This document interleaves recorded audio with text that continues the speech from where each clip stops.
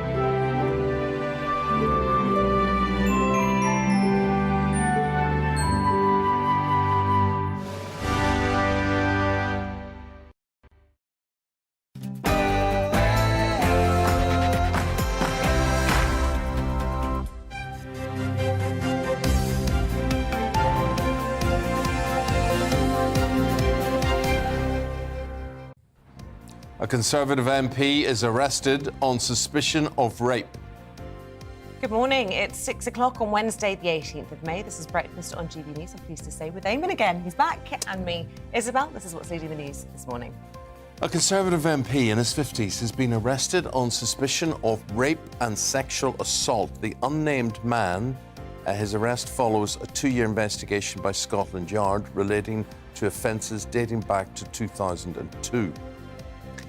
The Chancellor is drawing up plans to cut taxes to help people struggling with the cost of living. Rishi Sunak could bring in new heating bill discounts as early as July, as inflation is expected to rise to a record 9.1%. The Prince of Wales has vowed to listen and learn from Indigenous communities as part of a trip to Canada to celebrate the Queen's Platinum Jubilee. This comes as the Commonwealth country grapples a national scandal that saw Indigenous children die in the school system. So look, a lot to talk about this morning. Get involved, gbviews at gbnews.uk. Particularly, I think, about that cost of living situation. The Chancellor, is it too little, too late? What do you need done to sort out your cost of living crisis? You can also tweet. Yeah, at GB News. And a reminder, please do subscribe to our GB News channel. If you want to get any of those extra bits on YouTube, you can do that there, and you can find all the latest on the big stories. What are the extra? Well, whether you watch stuff back or, I don't know, behind the scenes stuff, or if you're listening on radio as well, you can then see some of the pictures that you missed. Oh. Yesterday.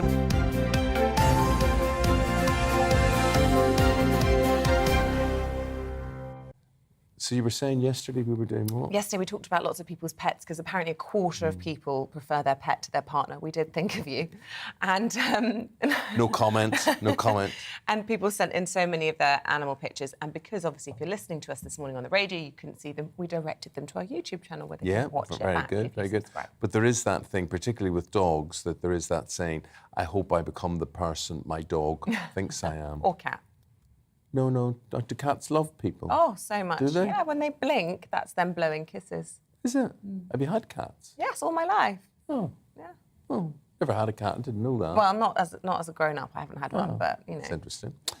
2 minutes past the hour. Please do stay with us. We're with you until 9:30 this morning.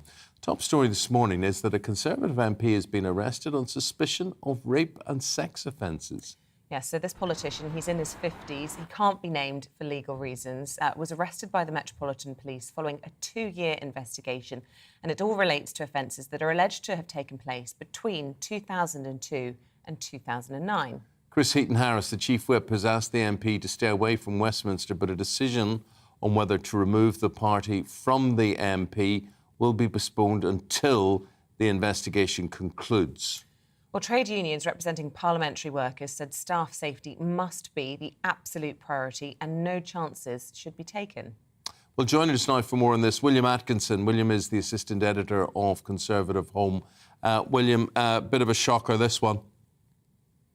Yes, especially coming after the resignations of both Neil Parish and Imran Ahmed Khan for various allegations. So the watching of pornography in the House of Commons in the case of Parish, and then historic sexual offences in the case of Khan. This is just another blow, I think, in the credibility of the Tory party as a party which, well, frankly, is not dodgy. And I think we're starting to get to the stage now, both in terms of the government's longevity, but also of the various series of terrible headlines that it's having to do with its own MPs, of somewhere similar to the major governments in the mid-90s. We've not yet got to the stage of autoerotic asphyxiation, but certainly this is a terrible headline for the Tory party and incredibly embarrassing.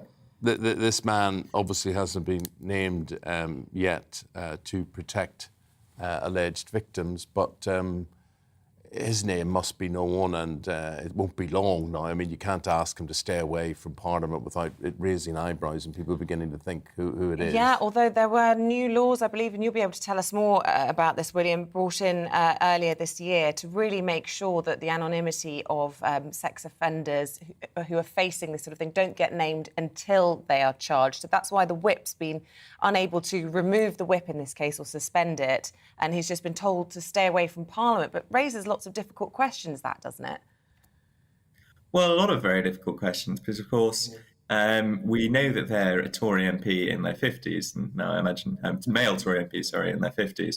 And whilst there are quite a few male Tory MPs in their 50s, if one was suddenly to have the whip taken away from them, or if one persistently doesn't turn up to Parliament, it becomes very easy to work out who is the MP involved. Yes, there are various names sort of swirling.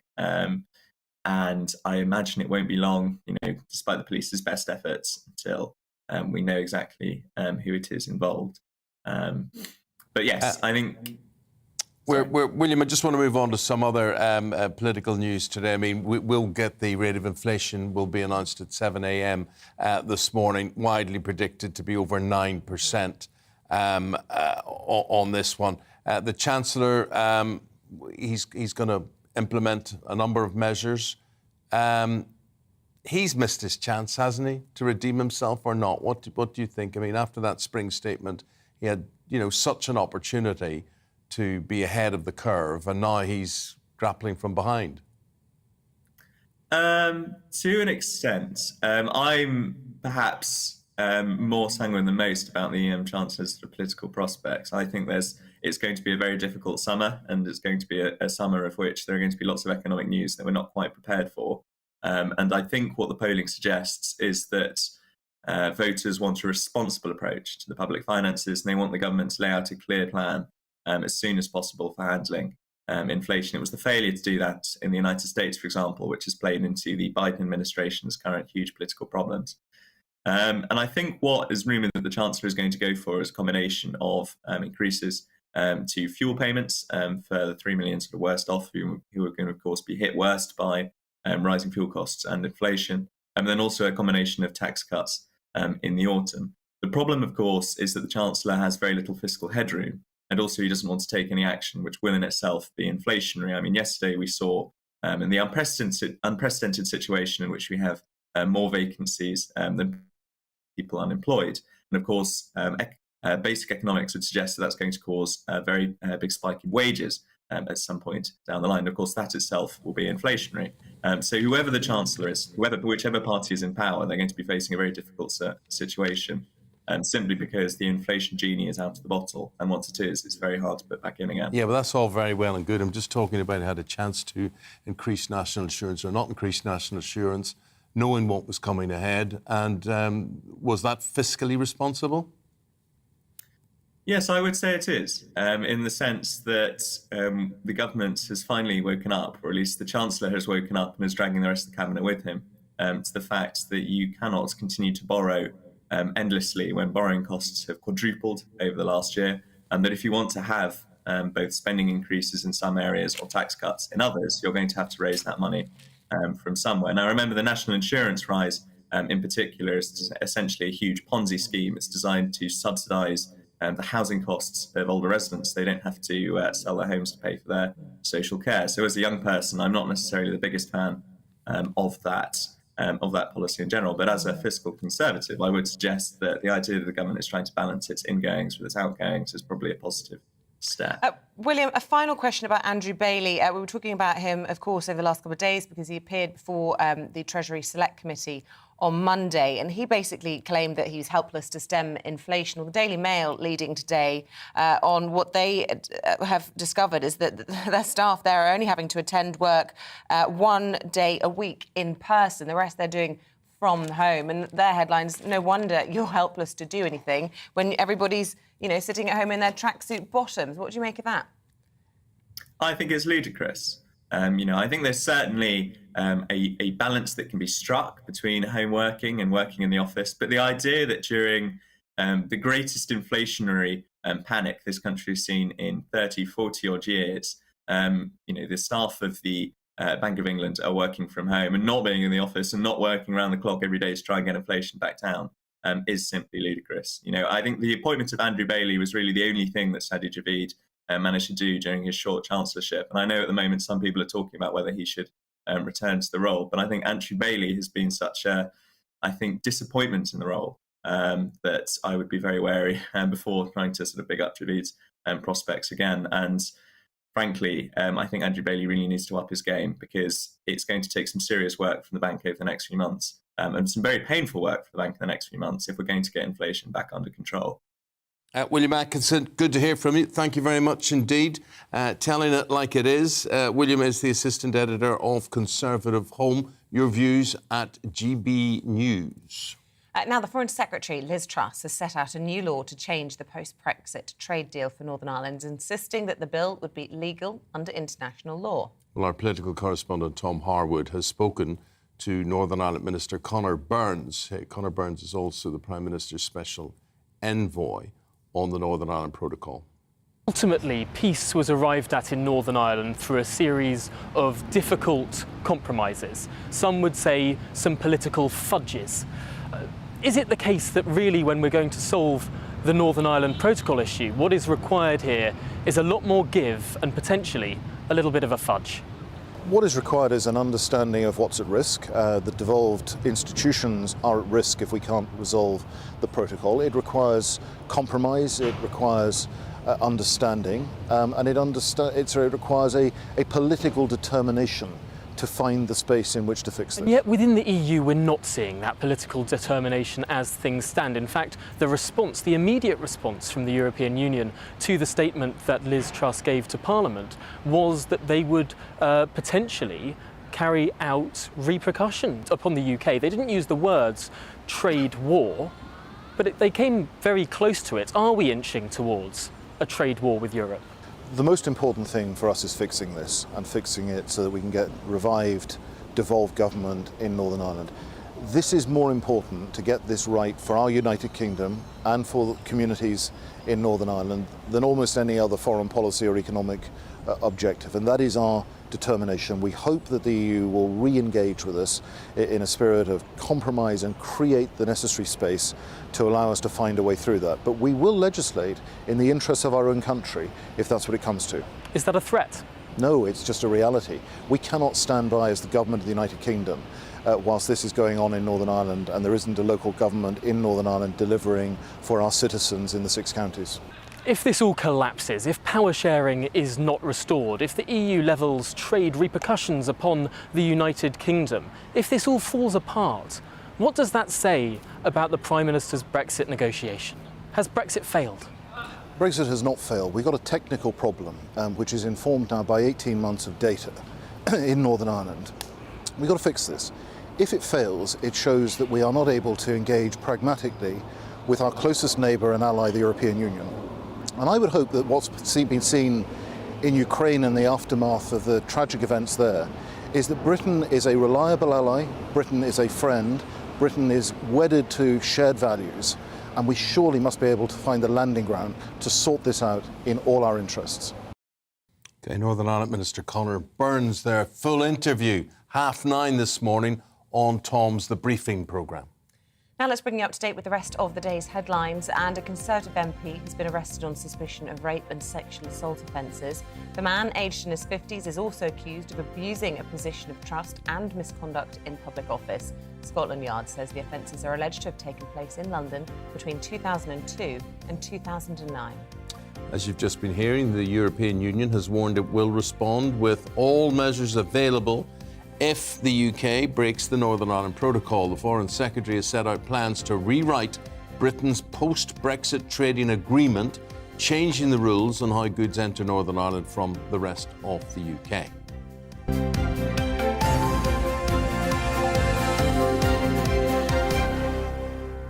So nice to see the Queen out and about on business again. The Windsor Horse Show, caught a bit of that 2 nights ago.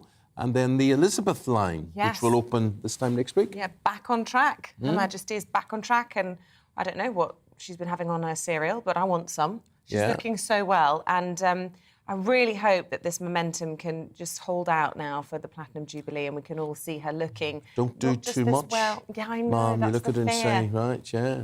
So also, I mean, you know, a trip she should have been on, but Prince Charles there instead, day one of the royal visit to Canada. Yes, he's, of course, accompanied by his wife, and they are in there addressing Canada's difficult past during a speech in Newfoundland. Well, the Duchess of Cornwall and Prince Charles are kicking off the Queen's Platinum Jubilee celebrations with a royal tour of the Commonwealth country. Our royal reporter Cameron Walker with this one.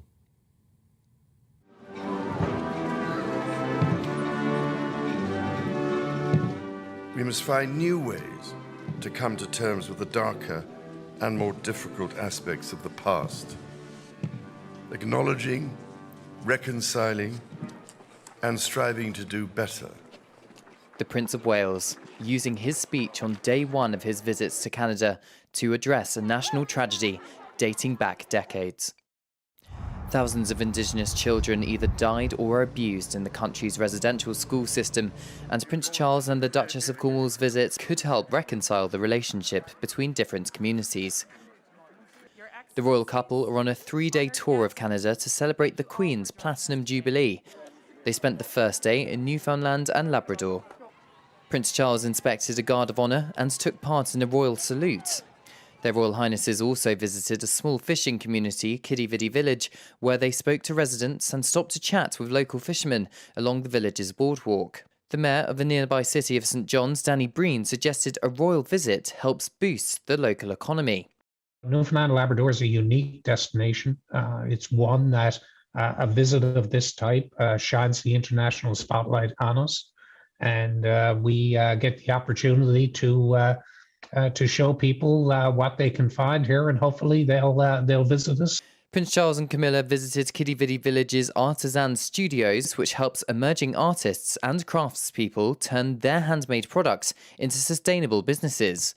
The organisation, built on the site of a former fishing plantation, also aims to boost visitor numbers. COVID-19 was a big blow for tourism in the area, and Melissa Tarrant, who works at the Artisan Studios, hopes their Royal Highness's visit will bring people back. Coming out of the pandemic, this is great timing to have the attention that we have on the Artisan Studios right now. Absolutely, any attention that we can get is great. We're really hoping that it brings a lot of people in this summer. Last night, the Prince of Wales and the Duchess of Cornwall flew to Canada's capital region to spend their second day of the royal tour in Ottawa. Cameron Walker, GB News. OK, we're now going to go to Charles Ray. Charles, good morning to you. Charles, a royal commentator. And Charles, you know, Isabel and I sit in studio here talking about this with, you know, whatever royal, whether it's Edward, whether it's William, whether in the West Indies, wherever they are. What's the point of these tours now? Because obviously the game is protest about history and the British legacy. Why bother going? I think the tours are important. Good morning, by the way, to both of you. I think that the tours are important. I mean, this is the 18th or 19th visit that Charles has made to Canada. The Queen's made many visits to Canada and has a great affection for it. Well, as you've seen in the pictures from and the report from Cameron Walker, there's hundreds of people there, you know, all smiles, all faces, all taking pictures and everything else. They really enjoy the royals turning up. And as one of the people who's quoted this, said, you know, they're hoping for a boost in tourism, which helps bring money to the economy. You know, lots of people complain all the time about the royals, how much they cost and everything else, but they do some good. And you're absolutely right. It does seem like we've had back-to-back royal tours of whoever has gone on something, and there's always a protest somewhere. Realistically, there's always been some protests about, various things about saying sorry for things in the past and everything else. And I think the way that Prince Charles has dealt with this one about the Indigenous children is very good. Canada, how much of a safe bet is it for the royals? I mean, historically, they've got great links. I know Prince Charles is very fond of Canada himself, and Prince William too, but there is definitely a mood change in the country, perhaps relating to Trudeau and his leadership away from the monarchy. Well, that's nothing. The monarchy can't do anything about that. Whoever is the incumbent. Remember, Trudeau was one of the golden boys of politics throughout. Yes, his popularity is on the wane at the moment, but that's nothing to do with the royals. They cannot interfere, or even if they wanted to, they can't do anything to sort that out. But he's there. He welcomed them. You're right. The popularity of the Prime Minister means that it can have some reflection on the royals. But the pictures we're looking at the moment, even for those that are on radio, there's dozens of children waving flags. There's the Mounties in the background. It's a great backdrop. It is absolutely fabulous. And as you quite rightly say, the trips to Canada are very, very important. I've been many times with members of the royal family, and they've always had a fantastic reception. Canada is a great place. It's amazing. It's my ambition to go to the Calgary Stampede. Oh, what's that? That's the rodeo, the horses and all that, and lassoing and yeehaw, and all that business there. But it is a great place. It's a massive place. I did do a train journey coast to coast in Canada once. And if I see another pine tree again, I'd scream. Too many trees everywhere. Trees everywhere. But listen, the Queen obviously would have been on that in days of old. That trip. She's looking well, though, isn't she? She's looking absolutely fantastic, and it was quite great to see her at the opening of the Elizabeth Line, which was supposed to be the job that Edward was going to do. He accompanied his mother, and in fact, it was such a last-minute thing. They had to change the opening plaque from Edward to the Queen, which is quite good. But she was dressed in yellow. I mean, the Queen always wears bright colours because she says lots of people want to see me, and that's why she wears the bright colours. And she's looking good. Bit doddery, but she's got the stick. She's fantastic. Smiles on her face all round, meeting lots and lots of people. And I'm just glad that we're seeing a little tinsy-winsy bit more of her to sort of allay the fears that, she's in very, very poor health. She is 96. We're not going to see as much of her as we have in the past. But whenever we do see it, it's going to be fantastic. Yeah, you're right, Charles. We're just hoping she doesn't overdo it, because we've only got a few weeks now till the big day. Don't overdo it, man, whatever you do. Charles Ray, always good to have you on the programme. Thanks for getting up bright and early for us. We'll see you again soon. Thank you. Charlie Ray there, royal commentator.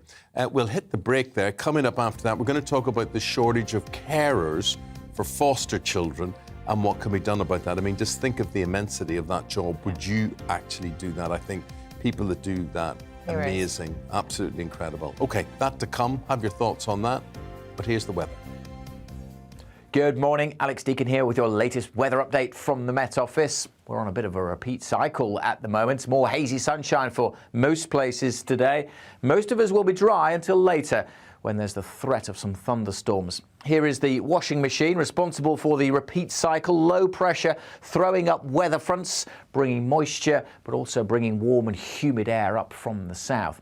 Still a few leftover showers across northern parts of Scotland this morning.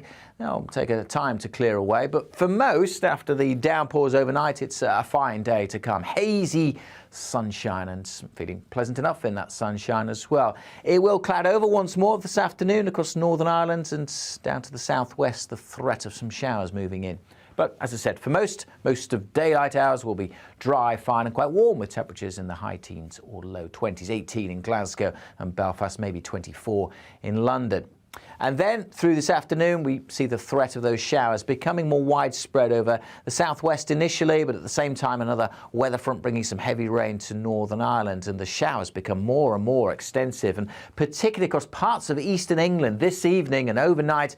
Some very heavy downpours are possible. May well get woken up by a flash of lightning or a rumble of thunder. Those storms set to drift out into the North Sea by dawn, so Again, most places becoming dry once more by this time tomorrow. Temperatures generally 9 to 13 Celsius. Into tomorrow, some wet weather, certainly across the Northern Isles, possible at first, but for most it's a dry, fine day. Still a few showers again over the Highlands and the Western Isles, but generally bright conditions after those overnight thunderstorms clear through. So again, feeling pretty pleasant in the sunny spells. May turn a little hazy, the sunshine at times, but we'll still see those temperatures getting into the high teens or the low 20s. Do watch out, though, for those thunderstorms arriving overnight.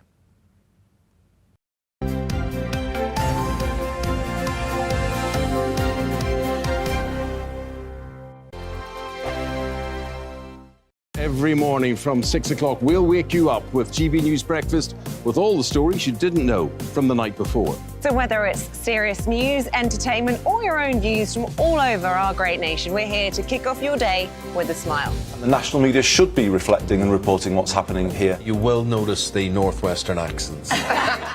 Whether you're with us on TV, radio, or online, every morning, it's breakfast from 6 a.m. Hope you can join us. On radio, they call it the drive time slot, 4 p.m. until 6 p.m.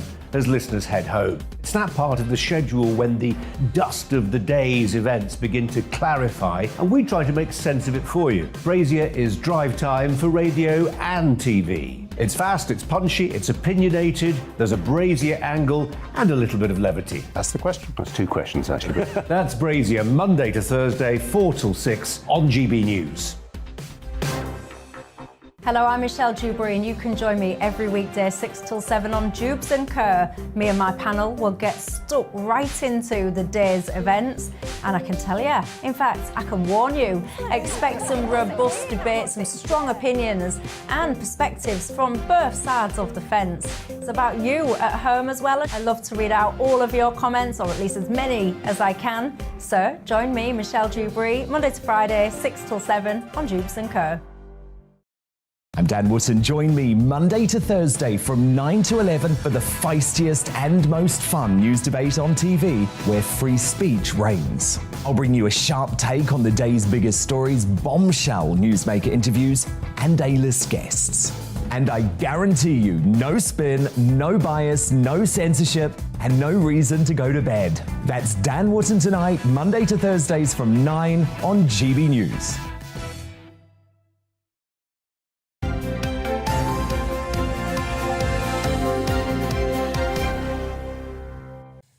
Very nice to see you, yes, and thank you for your company, just wherever you're, whether you're listening or whether you're watching. Indeed. Still to come on our programme this morning, as Rangers fans touch down in Seville for the Europa League final tonight, our reporter David Donaldson's been talking to those who've made the journey from Glasgow. That's just before 7.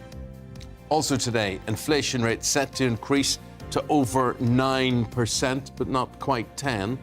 How's that going to affect all of us? Our economics and business editor, Liam Hannigan, he gives it to you straight. He'll have the figures and analyse those as they're released just after 7 o'clock this morning. And you can join in any of the discussions by emailing gbviews@gbnews.uk, or you can tweet at gbnews.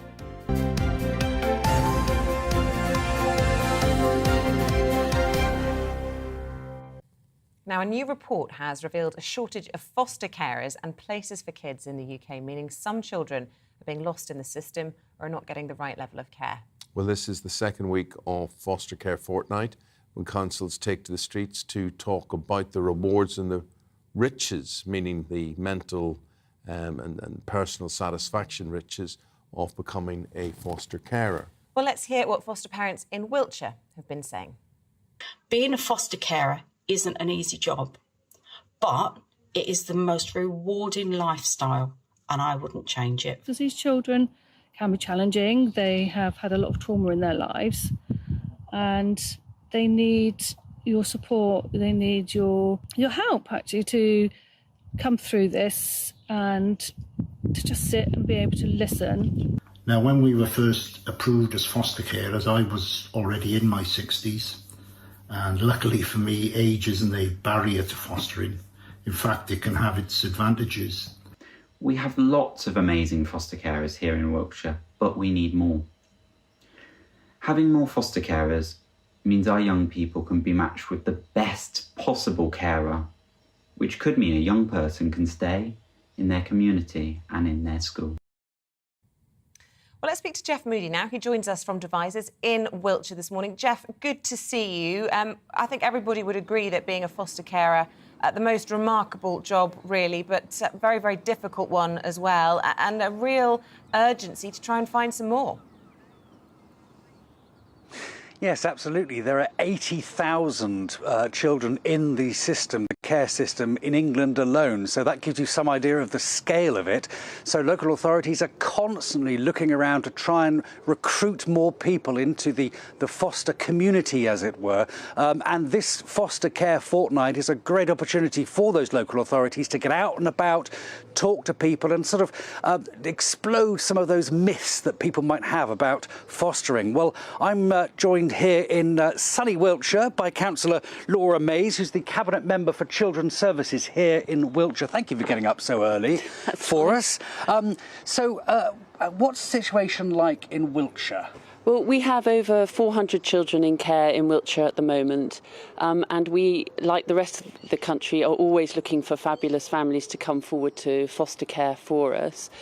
2 years ago, we set ourselves the target to get an additional 100 foster carers, and so far we found over 60, so we are now pushing to find those other 40 families to come forward and help us. And how are you going about finding them?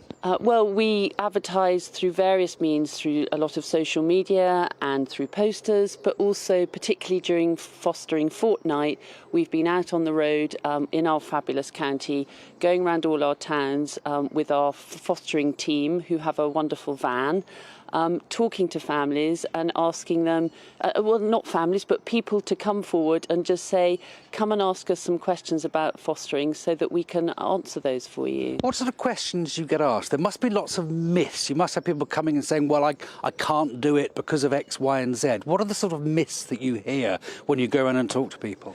Well, what we always say is if you are over 21 and you have a spare room and you want to transform a child's life, then you are qualified to be a a foster carer. Sorry. And so the sort of myths that people say is they think they're too old, or they've got their own children, or they have pets, or they live in a flat, not a house. And we say none of those are barriers to being a foster carer. You could be single, you could be gay, you could be transsexual. All those things, and as long as you are able to love and care for a child, then we want to hear from you. It's obviously a very rewarding job. You can see the rewards immediately, but it must be incredibly challenging. I mean, these children have invariably had a bad start in life. They've been brought up with trauma, sometimes severe trauma, haven't they? What sort of skills do you think a foster carer needs? That's right. Patience and love and a determination to really see things through. But one of the reasons we always say if you come to Wiltshire Council or any local authority is that local authorities are there to help and support you, so they will give you the training that you need to help the children, but they'll always be there for you. So day or night, any troubles that you have, the team will be there to see you through those times. And speaking to other foster carers and seeing the work that they've done with those children, you can really see those rewards, and that's what makes it so worthwhile. Councillor Laura Mays, thank you very much indeed for that. So people, and it's paid as well, isn't it? Just got to make that point that it is a paid job. So get in touch with your local council if that is something you can do. Isabel, Eamonn, I'm sure you've got a spare room somewhere. Do you fancy giving it a go? Do you know what, Jeff? We were just discussing that. And we were just saying, really, we're both parents. It pricks our conscience. You hear about these kids in need, but it's a huge commitment, and, you know, can't be entered into lightly. And, you know, we're busy people, but I really commend anyone that does. Really admirable. 32 minutes past 6. Please do stay with us. We're going to go through the newspapers next with David Miller and Claire Muldoon right after this break.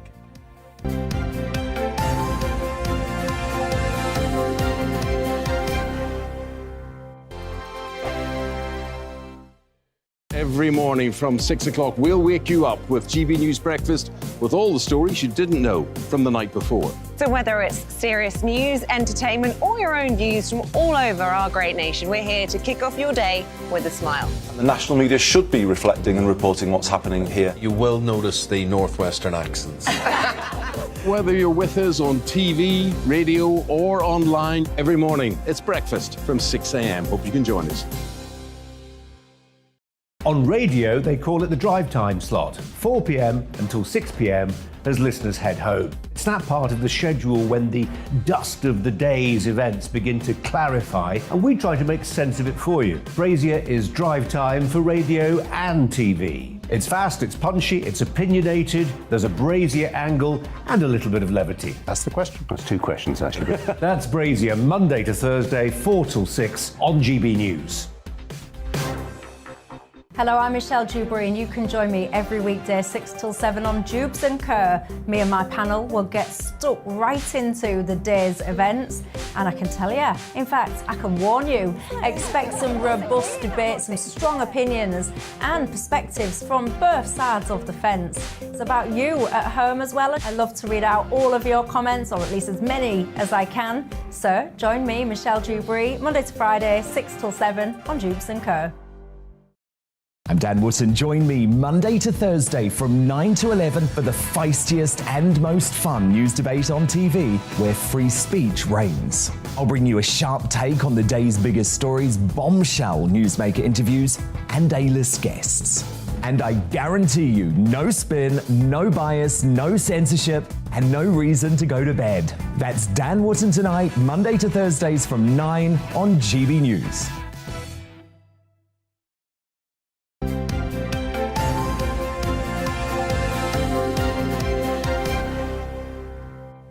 News-wise in this Wednesday morning, it's looking like this. A Conservative MP has been arrested on suspicion of rape and sexual assault. The man in his 50s is also accused of abusing a position of trust and misconduct in public office. Scotland Yard say the offences are alleged to have taken place in London 20 years ago, between 2002 and 2009. The European Union has warned it'll respond with all measures available if the UK breaks the Northern Ireland Protocol. The Foreign Secretary set out plans to rewrite Britain's post-Brexit trading agreement, changing the rules on how goods enter Northern Ireland from the rest of the UK. New inflation figures will be out just after 7 o'clock this morning. Data from the Office of National Statistics is expected to show a figure of 9.1% in the year to April. That will be the highest rate of inflation since records began. The actor and presenter James Corden has paid tribute to Kay Mellor following her death at the age of 71, saying she changed my life. The Leeds-born actress created the drama Children's Ward, but was best known for writing the BAFTA-nominated Fat Friends.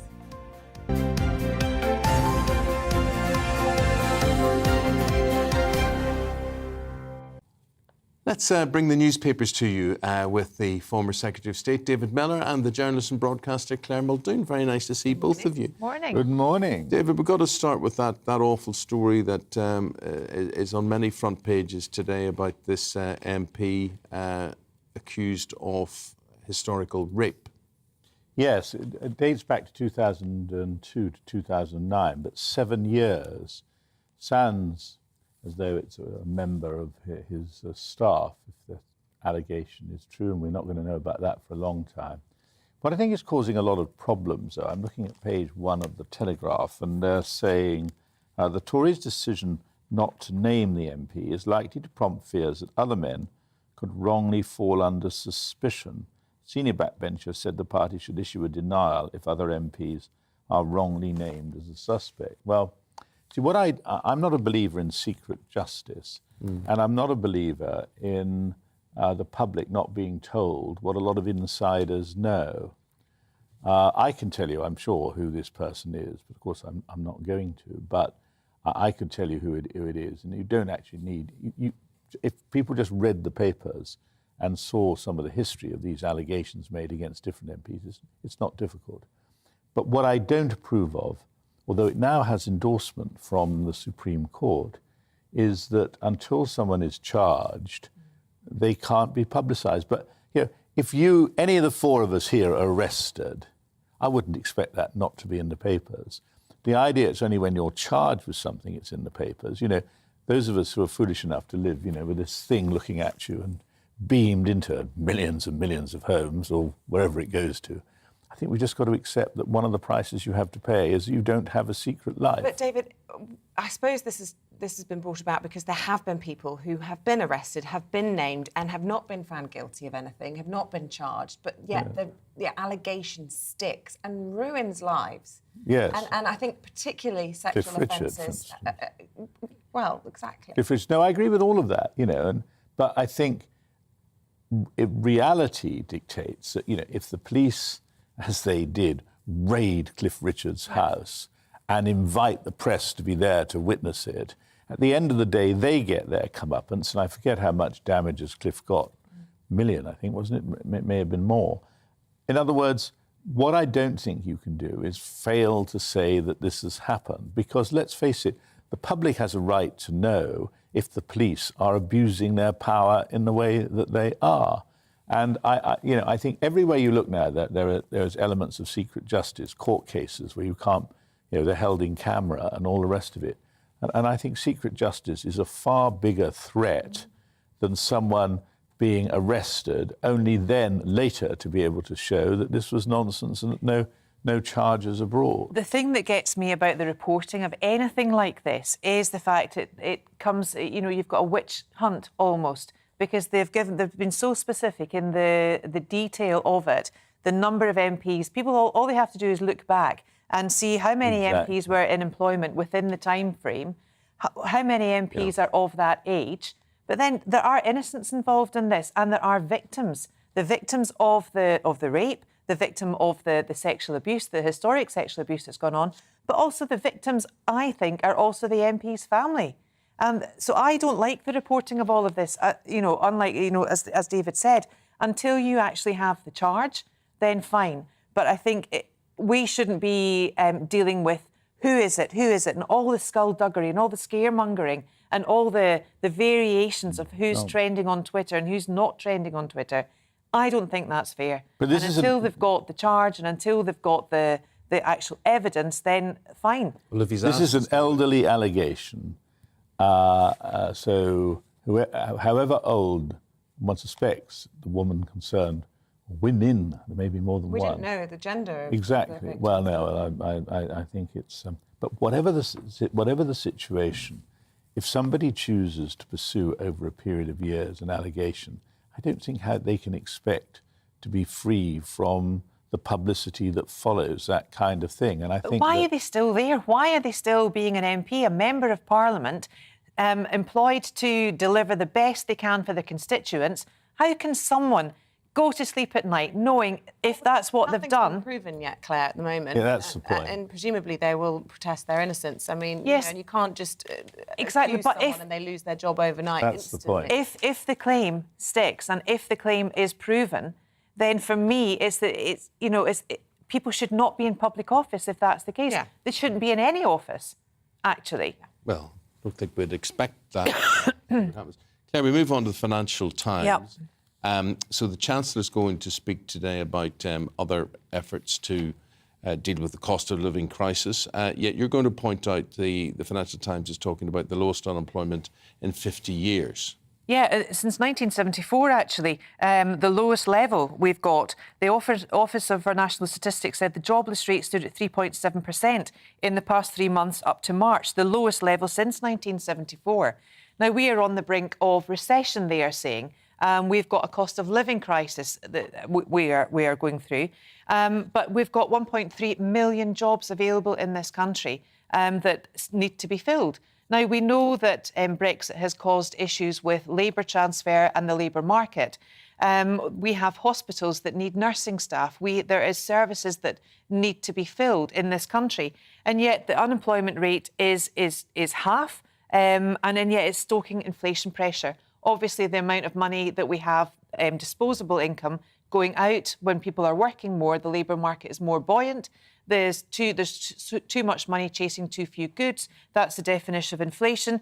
And yet there seems to be this dichotomy that the Bank of England should be doing something more.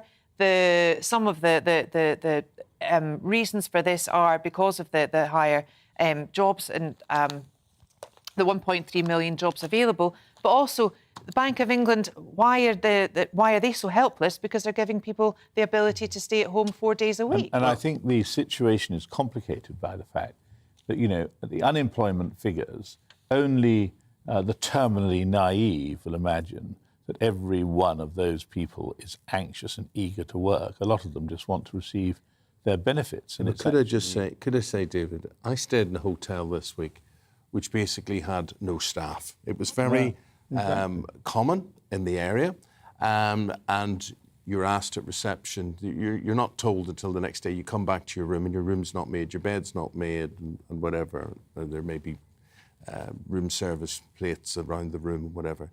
And when you point out, my room wasn't made, they say, oh, did you want your room made up? I said, no, I want to come here for a week away from home and make my own bed and wash the bath out and wash up the dinner plates that are left from the night before. That's really what I want to do for a week. But this was common in all the hotels in the area. There are no staff, and we've got to face facts. Is 1.3 million jobs available. What sort of jobs? People, the wage is so bad. The wages are so bad, people do not want to do those jobs. And there is, you know, particularly, like, there's the hotel industry. They can't get people. Bars can't get staff. People can't get staff. Until we address the fact we're paying people really bad money, and we got away with it while we were in the European Union. That's the point. That's the point. You see, the EU, a lot of people came in, you know, traditionally a lot of people come in from Italy. They come in, then they came in from Eastern Europe to do these jobs, and they were prepared to accept low wages. A combination of Brexit and the fact that with the pandemic and with, you know, hotels and places like that shut, a lot of people went home and they haven't returned. Well, the other consequence of the pandemic, I believe, and this was a really interesting statistic that I heard yesterday, is that the numbers of economically inactive people, so people who've just decided not to return to work after the pandemic, has increased high. So they don't register as unemployed. They just decide they don't want to work, don't quite know how they're living. But this is kind of skewing the figures a little bit. Well, it is, and that's something that has been addressed here, and they just don't understand it. And the banks don't understand it. The banks don't understand. They don't know what to do. So everyone is saying raise interest rates. That might help the economically not deceased, but the economically people who are not doing anything, because they might save then. If interest rates are higher, it'll help the saver. But the reality is... Then mortgage rates go up. Exactly. So money will be taken away, and yet they can't give back. Well, here's a story I hope is true. This is in the Times, page 13. The West... no, sorry, this is not the wrong one. Sorry, it's Ukraine. Yes, this is in the Times, page 12. David, with you. Top Russian strategist says the whole world is against us. Let's hope so. Yes. I think that this is very interesting because this was said on an official, you know, state-controlled Russian media outlet. And he's incredibly candid, this chap, a colonel of great experience, well-known Russian strategist. And he first of all praises the Ukrainians.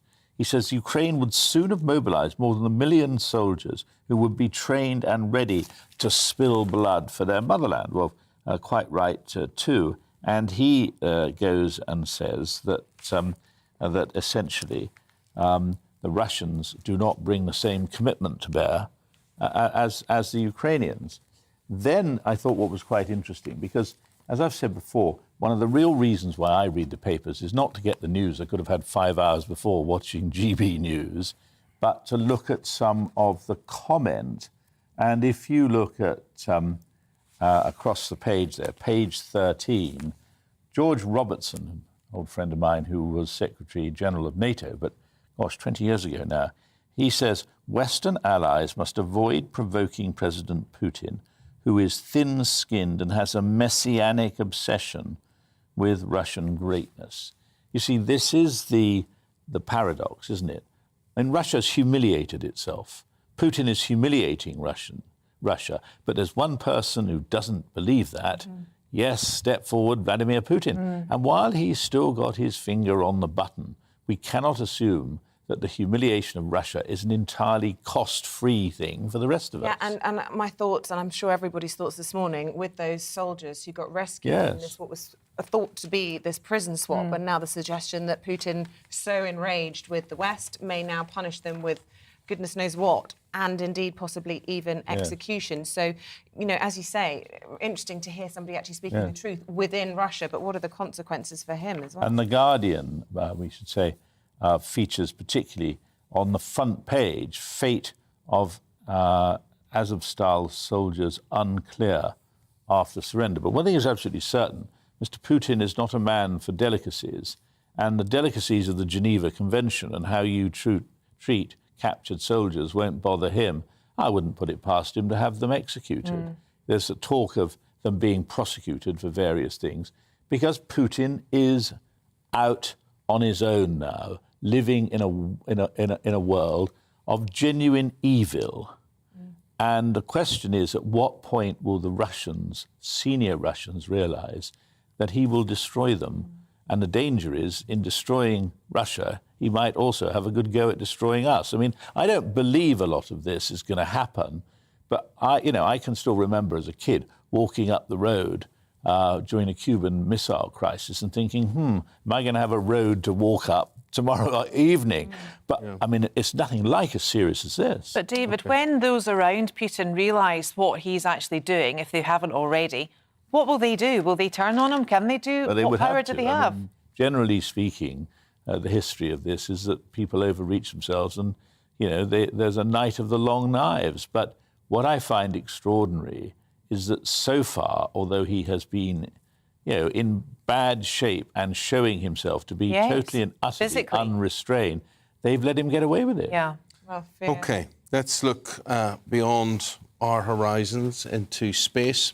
And in the first official government hearing into extraterrestrial life in more than 50 years, experts have warned about reports of mysterious craft are frequent and they are continuing. Front page of the Daily Star with everything else that's going on in the world. UFOs are real and they're going for the Pulitzer Prize. This comes back from the 11 near misses with military jets in the US. GB News covered this on Monday, actually, I believe. 18 weird flights, not of this world, but no spaceship wreckage yet. So, sorry, are you mocking this? Am I? Are you? Sorry, what I'm trying to say is if this was to be true, if this turns out to be true, Ukraine is the least of your problems. Why would you... Do you just tend to dismiss that because you're frightened of it? Frightened of it? I just can't believe it. You seriously can't believe there's extraterrestrial life? I would harbour a guess that perhaps there's not. Normally in the summer, it's so wet that the only UFO we have to worry about is the sun, isn't it? But well, there's so much madness going on in the world. The thing that amazes me is that people choose to go and say, la, la, la, la, this is not real. I dared to be dismissive on this very topic on Monday, and the amount of emails and tweets I got from people saying from flatliners, so arrogant perhaps to assume arrogant. Well, that's not arrogant like, to assume that no, there's that's no not life like being beyond. a I said, flat I'm sure there's earther. multiple cells that you could describe as life in some far-flung place, but I don't. Sorry, you're talking about top military intelligence here. You're talking about reports that have been covered up for years. So you think it's unreal that you've got guys breaking ranks here within the American military saying that UFOs are real. I just don't understand why you wouldn't think they're real. Right, well, agree to disagree. Are you having us on, Eamonn? You might be winding us up. I think he is. I mean, I watch a lot of programs on this and I read about today. this. There are too many unexplained situations. You're not into it, David? Well, I mean, I certainly don't believe what officialdom tells us, but... Especially I mean, I think if there had been... But they're breaking if there was genuine ranks. little men hopping out of spacecraft, I think we would have seen That's one what by I mean. now. I don't expect little Well, we men have hopping seen into them. space. People have got recorded evidence of all of this stuff. It's people choose because the press will be manipulated. But no one has ever got a spacecraft and said, take me to your leader, and then they ring you up and go and see you, you know? Well, there must be protocol within government. Maybe you've seen it, that prime ministers and presidents are briefed. I mean, it's like when this pandemic started out, we were all told within the media, don't scare people. You can't break official policy on this. You can't say anything. So we're controlled. No government wants us to think or know that there is extraterrestrial life because we'll all panic, won't we? Yeah, I'm panicking already. Well, I've not even seen E.T., so there we are. Yeah, not for me. Anyway. Well, that's the trouble. They give it little cuddly names like E.T. when what they mean is extraterrestrial. you know? Name it, call it what it is. Well, I find it amazing that grown, educated adults don't actually think there's something else out there, but... I think if there is something, it's probably a couple of cells, but I don't think it's a spaceship. Anyway, the debate rages on. Claire and David, thank you so much. We'll see more from you in around half an hour's time. David, football, Glasgow Rangers, what an achievement when you think 10 years ago they're playing non-league football and, you know, they're reconstructed. When you think what a powerful team Rangers were, a dominant team, and they went through all those problems of ownership and money, and they bounced back really well, although the price they paid for European glory is to lose the league to Celtic. So it hasn't been... But, yeah, I'm glad to see, you know, I used to do a programme of phone-in after matches for almost 7 years, and I got quite interested in the Scottish League, but the Scottish League depends on lively rivalry between Rangers and Celtic, and when that falls away... it's a very difficult thing. So they've got it in spades now because they've got Celtic winning the league, and I hope, because I'm a great believer in shouting for British teams, I hope Rangers will succeed. OK, well, tonight they will play Eintracht Frankfurt in the Europa League final, biggest match since the 2008 UEFA Cup final. And our Scotland reporter David Donaldson has been talking to those who've made the journey from Glasgow. Giovanni Van Bronckhorst fine-tuning his squad for the biggest match of their lives. And the Rangers managers revealed that star striker Kemar Roofe has returned from a knee injury and is fit to play. Kemar is available. He trained for the first time with us yesterday. He had individual training before that, and he will be training also tonight. So he will be in the squad for tomorrow. If I want to use him, he's ready. It's a boost for us. I mean, he's... you know, he got injured a couple of weeks ago. He had was in a good spell. You know, very important for the team. And I'm happy that he's back because he was working hard to be ready for the Leipzig game. He didn't make it, so we just extended it for him the final. So he's there. At least 100,000 Rangers fans are expected in Seville for the final against Frankfurt. Many have taken numerous flights and trains going via London, Madrid, Faro and Malaga. Mark Ward lost his daughter Gabrielle to cancer 5 weeks ago and was given a ticket by his friend. I'd just like to say another good friend of mine, Darren Gibb, who can't be at the game unfortunately, has kindly given me his ticket. You know, he's obviously knew Gabrielle as well, so it's fantastic. That's some gesture. Yeah, absolutely. He's a very good friend, so very much appreciated and gives me a little bit of respite. Let my hair down for a few days and hopefully we can bring it home for Gabrielle. Flight to Heathrow, then Malaga, then bus up to Seville tomorrow, and bus back after the game, hopefully. And in terms of a ticket, do you have one? I have a ticket, yes. So I'm one of the fortunate few. In terms of a ticket, have you got them? I do. I don't. There's a bit of jealousy in the family. Part-timer.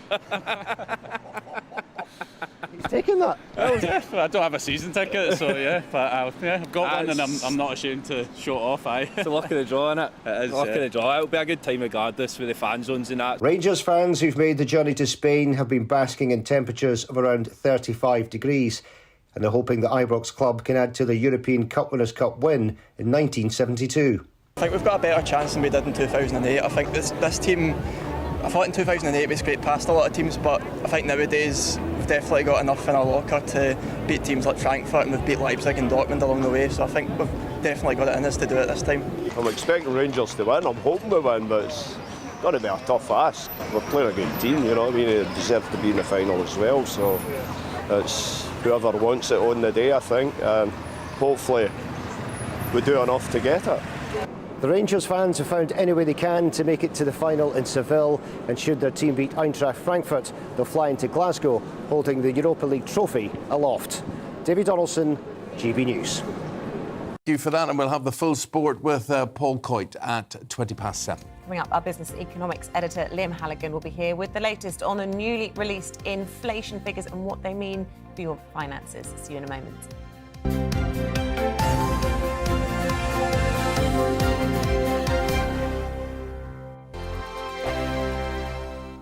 Every morning from 6 o'clock. We'll wake you up with GB News Breakfast with all the stories you didn't know from the night before. So whether it's serious news, entertainment, or your own views from all over our great nation, we're here to kick off your day with a smile.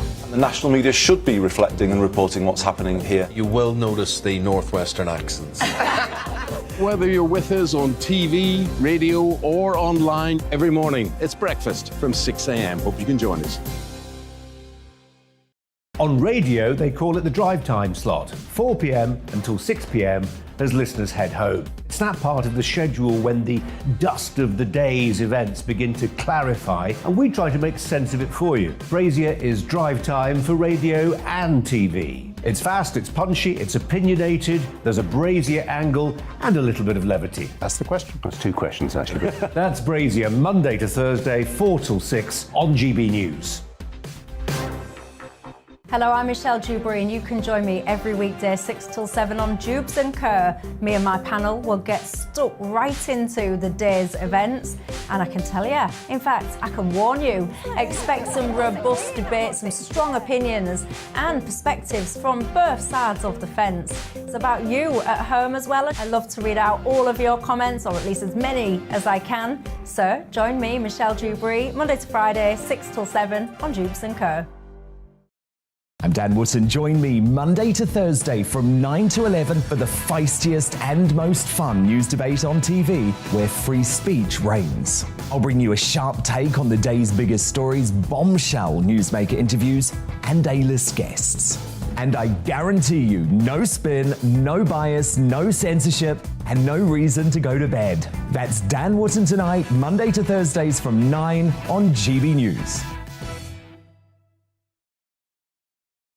We are GB News. We're right across this great nation. On TV, on radio, on digital. Absolutely everywhere. We don't talk down to you. We embrace all voices with honest and civilised conversation. We're not part of the establishment. We're one of you. And we're only getting started. Join us on GB News, the People's Channel, Britain's news channel.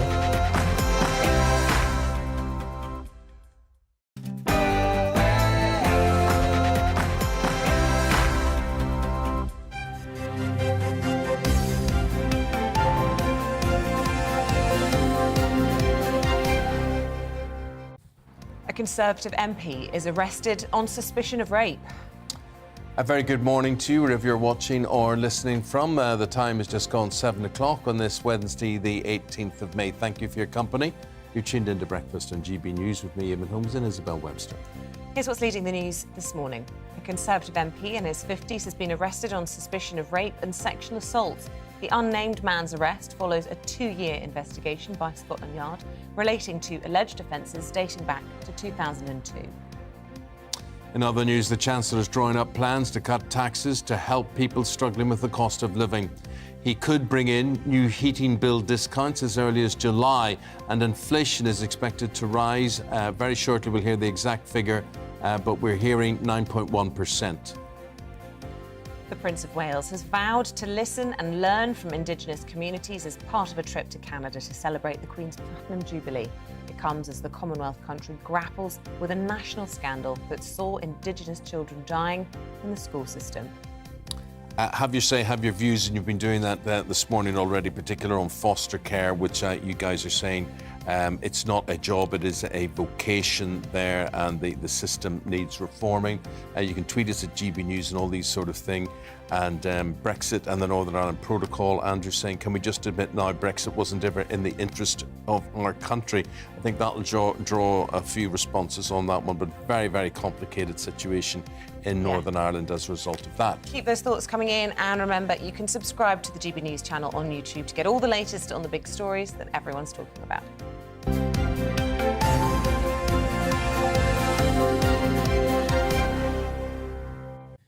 So our top story this hour, a Conservative MP has been arrested on suspicion of rape and sex offences. Well, for the latest in this, we go to our Home and Security Editor. That's Mark White. Mark's outside Scotland Yard to tell us what he can tell us. Mark. Well, the latest breaking news is that this Conservative MP has now been released released on bail while these investigations continue. We got news, of course, yesterday evening coming through from Scotland Yard that a man in his 50s had been arrested on suspicion of indecent assault, sexual assault, rape, abuse of power and misconduct in public office. The offences, according to the police, are alleged to have taken place between 2002 and 2009. This person is being investigated by Central Crimes Unit here at Scotland Yard. He is, of course, not being named by Scotland Yard, as is the protocol, unless someone is charged with an offence, and that name has not come out yet. But the news, as I say, just breaking within the last few minutes, is a confirmation from Scotland Yard that this man in his 50s, not named as an MP by Scotland Yard, but by the Whip's office at Westminster, confirmation that this is a Conservative MP. He has now been released on bail.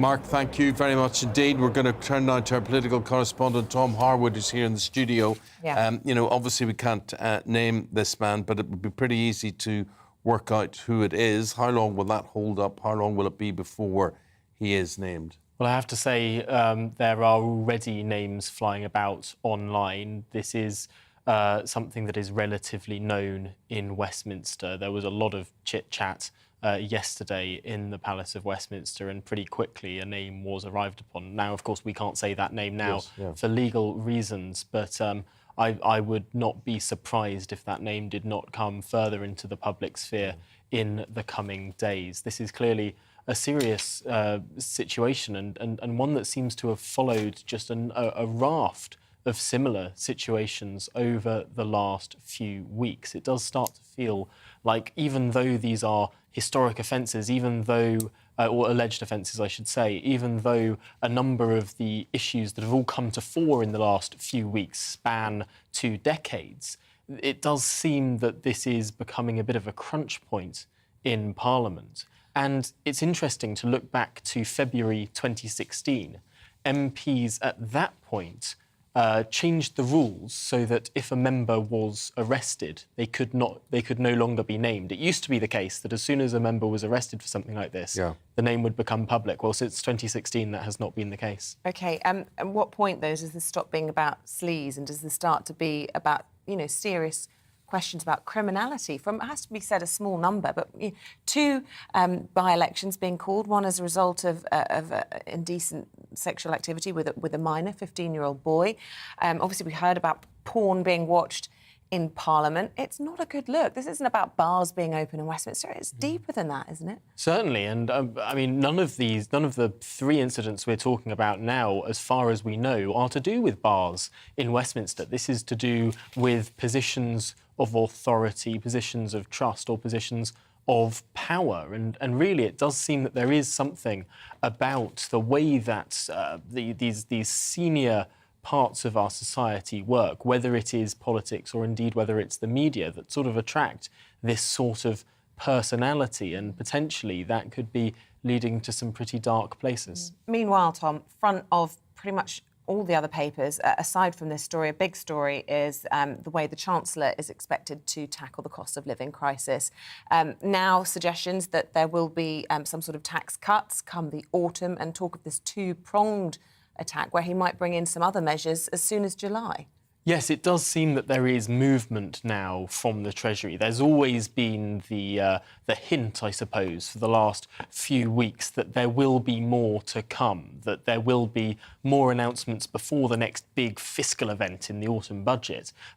We are expecting some measures. Now, we've been steered away from the notion that there'll be a big fiscal event, a big statement in Parliament with a whole raft of measures, but there may be iterative things to come. And there has been an enormous amount of pressure, particularly from backbench Conservative MPs, on issues like tax cuts. And of course, we know that that big income tax cut is due to come in 2024. Suggestions that might be brought forward by a year to help with the cost of living. And indeed, it seems that there is a big move now, particularly as we're expecting these inflation figures later today, particularly as we're seeing this slowdown in the economy. The comments from the Governor of the Bank of England earlier this week in Parliament, the crises that we can see around the corner, it does seem that there has been an enormous amount of pressure. Of course, the Cabinet met in Stoke last week to talk about what more could be done. We haven't heard a full readout of what was discussed at that Cabinet. Yeah, but it could well be there are fiscal events. We hear all these leaks and, you know, we're being tempted by this. It's all carrot and no stick, really, on things. So if there is tax cuts, going to be in August, that's a quarter of a year away. What's happening to people now who are waking up today with inflation edging towards 10%? Yeah, it's a really tough situation, and inflation is one of those issues where politicians feel a little bit helpless. After all, it's the Bank of England that's meant to be dealing with inflation, and the Bank of England is operationally independent of the government. They're who set the interest rates, who control the money supply.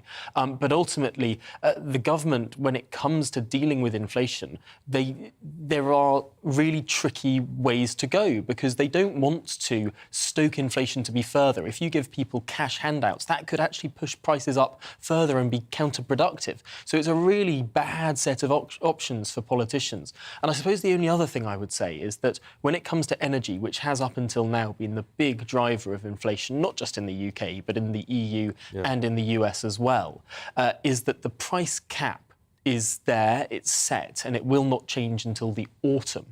And so politicians have been reticent to bring new measures to do with energy inflation until the autumn, because we simply do not know at what level that price cap will fall when it is reviewed at that time. Well, look, we're looking for the inflation figure. We're going to go to Liam Halligan now, our man with that one, and he will give us the official figure. Liam.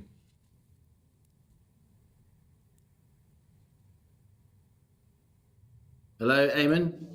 Yeah, Liam, the official figure, inflation rate? Yeah, so we just learnt that the inflation rate is 9%. So the CPI, the Consumer Price Index, is 9% higher in April 2022 than it was in 2021. That's the highest rate since 1980, when I was a wee lad. And it's getting really serious now. We've talked on this show many times, haven't we, across the GB News network, that inflation is a major problem. It's now very, very close to double digits. And for a lot of people listening to this, as I've said in the past, they'll look at their fuel bills compared to last year. They'll look at their food bills compared to last year in particular, and they'll think that the real inflation figure is actually much, much higher than 9%. But that's what the official figure is. It's very, very high. Tom Harwood there was just rightly saying that the Bank of England is now very much in the frame. Yesterday, the Governor of the Bank of England, Andrew Bailey, was grilled by MPs on the Treasury Select Committee, and he warned of a food price apocalypse. He was basically trying to say the Bank of England can't predict wars. The Bank of England can't control global events, prices on global markets. And he talked a lot about the fact that food, wheat, barley, grain isn't getting out of Ukraine, isn't getting out of Russia because of a combination of shipping embargoes and mines on the Black Sea. So it really is a very, very difficult situation now. It's getting serious. And that's why we're now seeing the Chancellor finally relenting to pressure from Cabinet colleagues and Conservative backbenchers, and seriously suggesting that he is going to do more in order to help hard-pressed households with what is now a very, very serious cost of living crisis. Liam, can you reconcile for us, because I find it hard to reconcile this, and I think a lot of people tuning in will be the same, as to why there are so many people available to work but don't work. And there's apparently 1.3 million job vacancies unfilled. Yeah, there's another sort of strange data phenomenon is that we've now got a number of vacancies, 1.3 million, as you rightly say, Eamonn, that's higher than the level of unemployment, 1.2 million. So you'd think, well, why don't all those unemployed people just take the jobs? Well, there's what you call geographical and occupational mismatch. That's what economists call it. What does it mean? It means often the vacancies require skills that people who are unemployed don't have, or the jobs are in parts of the country where the unemployed aren't based. So that's the problem. There are some serious skill matches here in the UK economy. What's also happening, I would say, is that this unemployment, this rate of unemployment number is slightly misleading. It is very, very low, but that's because an awful lot of people have actually left the workforce. They're of working age, but they are now, post-pandemic, no longer actively seeking work. Maybe they've decided to retire early. Maybe they've got long COVID or other legitimate reasons not to be seeking work. But that's flattering the rate of unemployment and making it lower than it would have been if you'd used the same measurements that we were using pre-pandemic. The other big piece of data that came out, and I covered it yesterday on my show On the Money, is that wages are now falling quite seriously behind the rate of inflation. We've got wages going up by about 4 or 5% a year. The rate of inflation, we've just learned, is now 9% a year. And that's why purchasing power in the economy is slipping. The flip side of a cost of living crisis, when consumers can't afford to buy the things that they were buying, businesses aren't as optimistic as they were, they don't invest as much, is that growth then slows. And the only way we're really going to bring down the rate of inflation, the only way the rate of inflation is going to be tamed from these current highs, well, it's probably going to be a combination of the economy slowing as the Bank of England finally starts to raise interest rates to reflect high inflation, and also, fingers and toes crossed, the end of this war in Ukraine. I think Bank of England policymakers, ministers are having to acknowledge, that they're only doing it very quietly because it's very controversial, that this war is a very, very serious driver of the cost of living crisis here in the UK and indeed across the Western world. People are starting to understand now, if they didn't before, just how important Russia and Ukraine are in the world economy when it comes not just to oil and gas, which we all understood, but also food, what we call soft commodities, industrial metals, copper, aluminium, palladium, all these components that we need to drive our economy forward and generate growth. This is a full-on economic war between East and West, but there are real implications in terms of the cost of living here in the UK. And that should not be a controversial thing to say, because it's entirely factual. Liam, look, we've got to leave it there. If you're just waking up, we should say that the official rate of inflation has been declared. Liam's just revealed it there at 9%. He'll be back with his own show On the Money, all the analysis, all the detail. But obviously that's affecting so many people. And I just want to get it from somebody in plain English. Mm-hmm. You know, I witnessed it last week. There are no hotel staff. Hotels cannot fill for cleaning staff, for people in the kitchens, no accountants. No nurses. Look, we'll be reacting to that breaking news throughout our programme this morning. It's the big story of the morning, frankly. Yeah, but how do we break this cycle? Because obviously that means that people are not being paid enough to make those jobs attractive. Mm-hmm. Yet if they are paid enough, inflation goes up again. Where does all of this end? Yeah. Look, we'll be reflecting on that, as Eamonn was saying. Let us know your thoughts on that this morning. In the meantime, we're going to bring you up to date on the latest headlines this morning. And the European Union has warned that it will respond with all measures available if the UK breaks the Northern Ireland Protocol. The Foreign Secretary set out plans to rewrite Britain's post-Brexit trading agreement by changing the rules on how goods enter Northern Ireland from the rest of the UK. Labour is putting pressure on the Prime Minister to announce an emergency budget addressing the cost of living crisis. Boris Johnson and the Chancellor Rishi Sunak have been resisting demands to set out new tax and spend measures to control the squeeze. Parents of a teenager who died from an allergic reaction to a pret-a-manger baguette have set up a new trial to look into how to treat food allergies. The family of 15-year-old Natasha Edmund Laperouse have launched the trial, which will investigate whether peanut and milk products taken under medical supervision can be used to treat common allergies.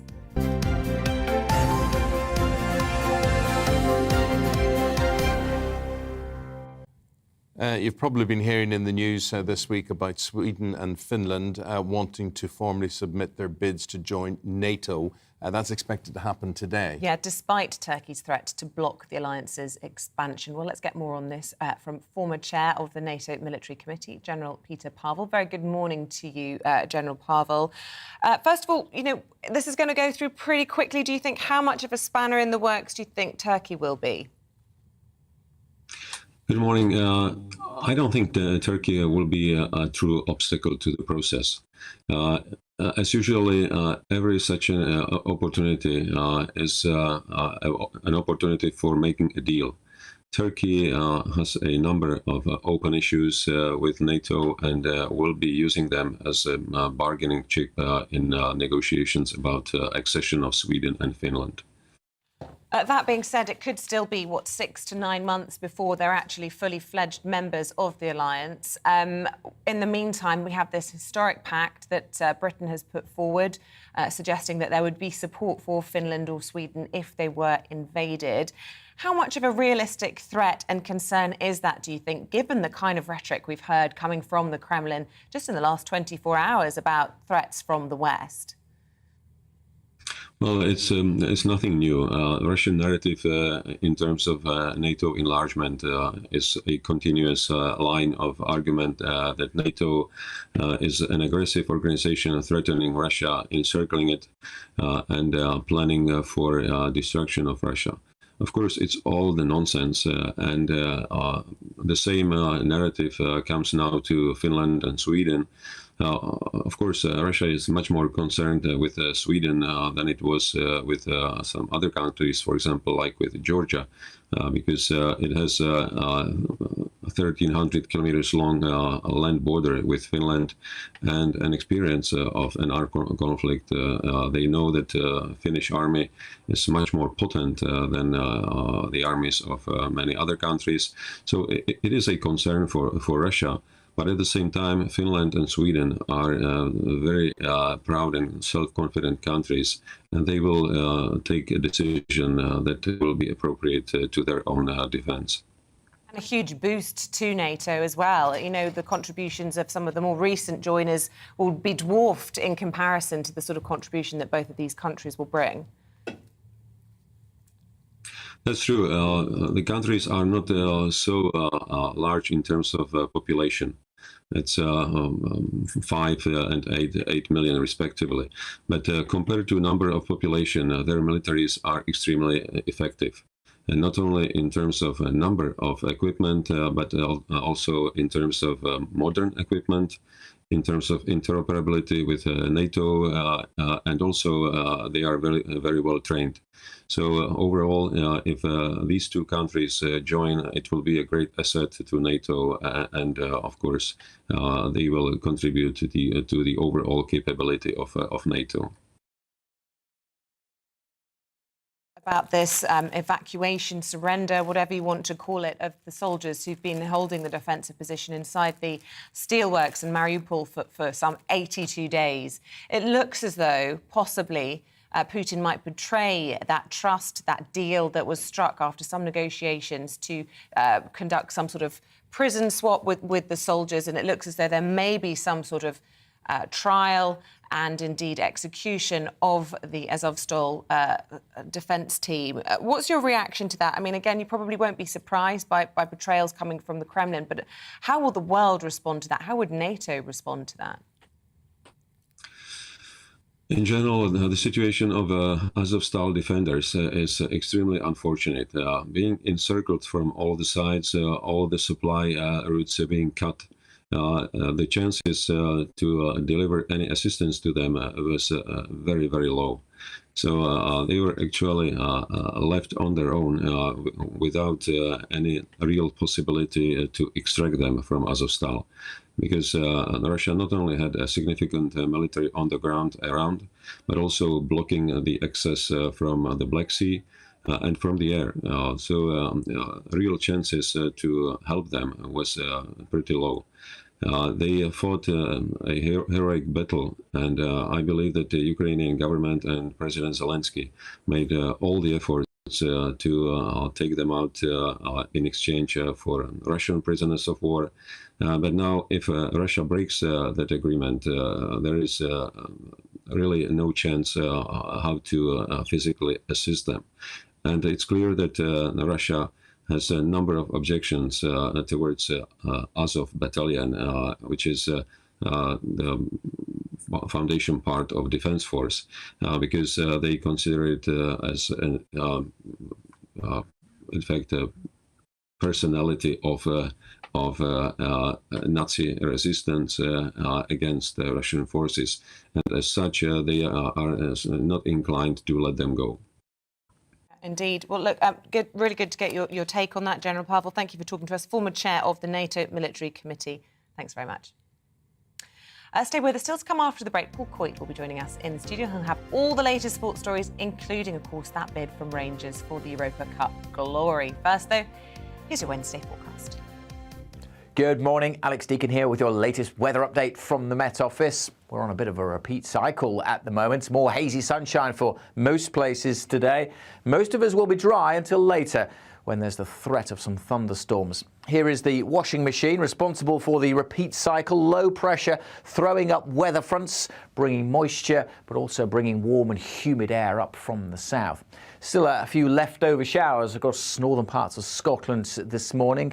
They'll take a time to clear away, but for most, after the downpours overnight, it's a fine day to come. Hazy sunshine and feeling pleasant enough in that sunshine as well. It will cloud over once more this afternoon across Northern Ireland and down to the southwest, the threat of some showers moving in.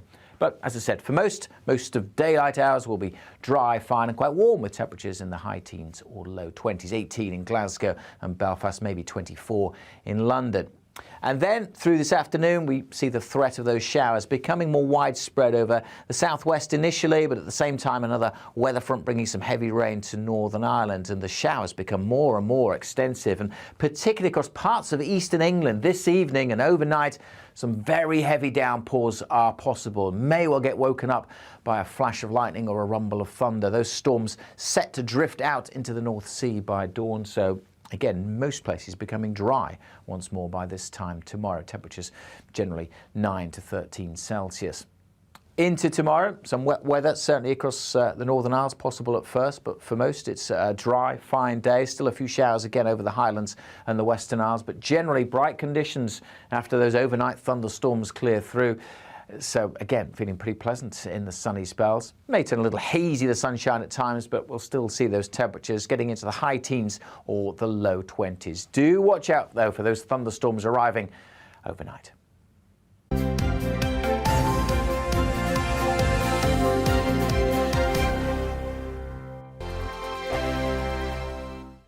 Every morning from 6 o'clock, we'll wake you up with GB News Breakfast with all the stories you didn't know from the night before. So whether it's serious news, entertainment, or your own news from all over our great nation, we're here to kick off your day with a smile. And the national media should be reflecting and reporting what's happening here. You will notice the northwestern accents. Whether you're with us on TV, radio, or online, every morning, it's breakfast from 6 a.m. Hope you can join us. On radio, they call it the drive time slot, 4 p.m. until 6 p.m.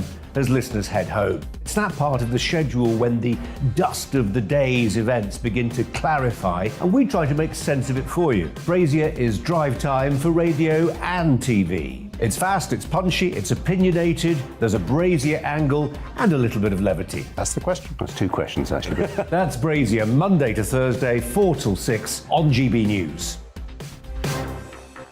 Hello, I'm Michelle Dewberry, and you can join me every weekday 6 till 7 on Jubes and Kerr. Me and my panel will get stuck right into the day's events, and I can tell you, in fact, I can warn you, expect some robust debates, some strong opinions and perspectives from both sides of the fence. It's about you at home as well. I love to read out all of your comments, or at least as many as I can. So join me, Michelle Dewberry, Monday to Friday, 6 till 7 on Jubes and Kerr. I'm Dan Wootton. Join me Monday to Thursday from 9 to 11 for the feistiest and most fun news debate on TV, where free speech reigns. I'll bring you a sharp take on the day's biggest stories, bombshell newsmaker interviews, and A-list guests. And I guarantee you, no spin, no bias, no censorship, and no reason to go to bed. That's Dan Wootton tonight, Monday to Thursdays from 9 on GB News.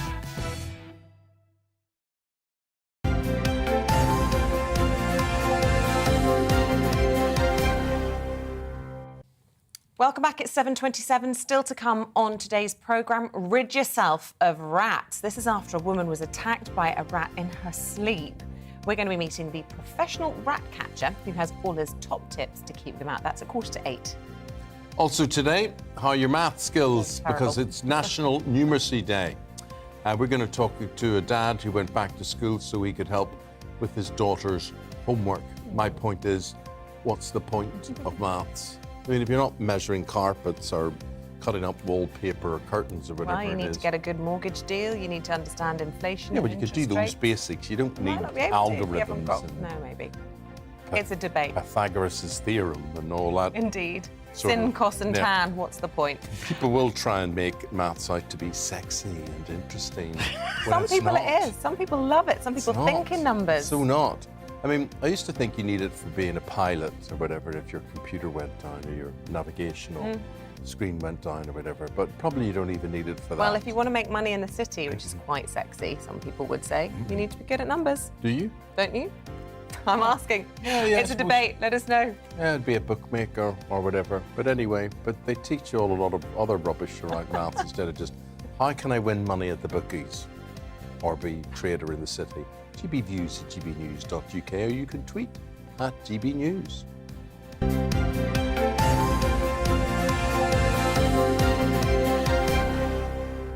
The big news in sport today is Rangers are in the European final today against Frankfurt, Eintracht Frankfurt. They are. And tell us more. I'm all about numbers. You're going to hate me because I'm all about numbers here. Right, OK. 100,000 Rangers fans are expected in Seville for the big game against Eintracht Frankfurt. 100,000 Celtic fans are expected on the streets of Glasgow cheering on Eintracht Frankfurt. So this is a very, very big game for Rangers. I mean, it's a huge game for Rangers. Well, 10 years 50 ago, years. They were out of the league, weren't they? They were. I mean, this was... Obviously, there's other reasons for that, and then they built back up again. But we're talking 1972 Cup Winners' Cup, so it's been a very long time. Nobody would have called Rangers to actually be in this situation, to actually get right through to the final of the Europa League. There's so many games. They've already beaten Borussia Dortmund on the way. They beat Leipzig. I mean, it really is a magnificent performance by them. So it's just one more to go. Yeah. And then that's tonight. Though you wonder, would they have preferred this final or the Scottish Premier League? You know what? I was only speaking to someone the other day about that. And there's some that would say, well, because Celtic have won the Scottish Premier League, I mean, they're going to win that again. They won it last season. These don't come around very often. Yeah. European finals, not for any team. It's a special night. Of course it is. It's an extremely special night. And Eintracht Frankfurt, although they beat West Ham in the semi-final, they are beatable. Like I said, they've already beaten two German sides on the way. So I'm very hopeful for Rangers tonight. And I think they stand a great chance of winning it. And there is the passion and there is the commitment about all of this. And a lot of people are going to have a very good time. And a lot of you getting in touch with us as well with your Rangers memorabilia and shirts throughout the years and all sorts of things. But so there we go. Good luck to them tonight. Absolutely. So 100,000. I think it probably might be even more than 100,000. I don't know if we've got the have we got the shirts there because we've got James's shirts. There we are. Look at that. There's the selection, very carefully laid out. My football shirts would never look like that. But James is a huge Rangers fan. That's just a selection of some of the Rangers shirts over the years. There were years ago when you would have a selection of shirts like that would span about 50 or 60 years. But that, even though there's quite a few shirts, it probably spans about 5 or 10 because they change them every year. But there we are. So everybody's getting the Rangers shirts out, apart from, of course, the Celtic fans who you have to feel for tonight. Well, the title is in the English Premier League is going down to next Sunday, the last game of the season. It is. Liverpool beating Southampton last night. Yeah, absolutely. 2-1. I think everybody expected it. Southampton were 1-0 up. Liverpool came back 2-1. So, I mean, this is how we're looking at the moment. Man City on top with 90 points. We've got Liverpool on 89. Liverpool have got to play Wolves. I mean, you'd think it was nailed on that Liverpool are going to beat Wolves on the final day of the season. Manchester City, they're at home as well against Aston Villa. So every football person or every pundit looking for the narrative. So you're thinking Steven Gerrard. Could Steven Gerrard be the one? Because remember we were talking the other day about the fact that maybe if Villa beat Liverpool, that would affect Liverpool. Liverpool did it. So therefore, can Steven Gerrard do it to actually help Liverpool by beating Manchester City? We will see. Huge final day. So, talking about finals, Nottingham Forest got themselves a trip with the playoffs at Wembley. beating Sheffield United on penalties. How many years do you think it is since Forest were in the Premier League? No idea. 80s, 90s? 23 years. 23 years. So you remember all the great years under Brian Clough, couple of European Cups, huge club. Then it just went wrong and they just haven't been able to get back out of it. Started off this season, they had Chris Hughton as the manager, and he looked like he was going to be the guy. Didn't work out. They were bottom of the league earlier on this season, and things have just changed round. So now they're up, and then they're in the Premier League, and they're in the Premier League, the playoff for the Premier League, which will be against Huddersfield. So after all this time, it could happen back for Nottingham Forest, and there's a lot of football fans that are hoping to see Nottingham Forest back there as well. So they play Huddersfield, though. Huddersfield will be in the final, so that's in the final. OK, thank you very much indeed. Thank you, Paul, sir. We'll leave it there. We'll head to the break. Stay with us, because we're going to be going through the papers with David Miller and Claire Muldoon, doing that right after this. Don't go away.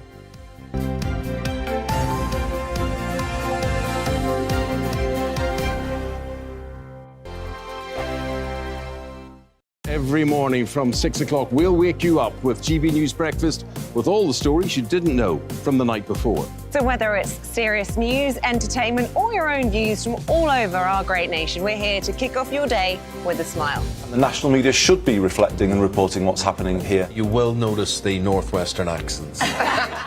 Whether you're with us on TV, radio, or online, every morning, it's breakfast from 6 a.m. Hope you can join us. On radio, they call it the drive time slot, 4 p.m. until 6 p.m.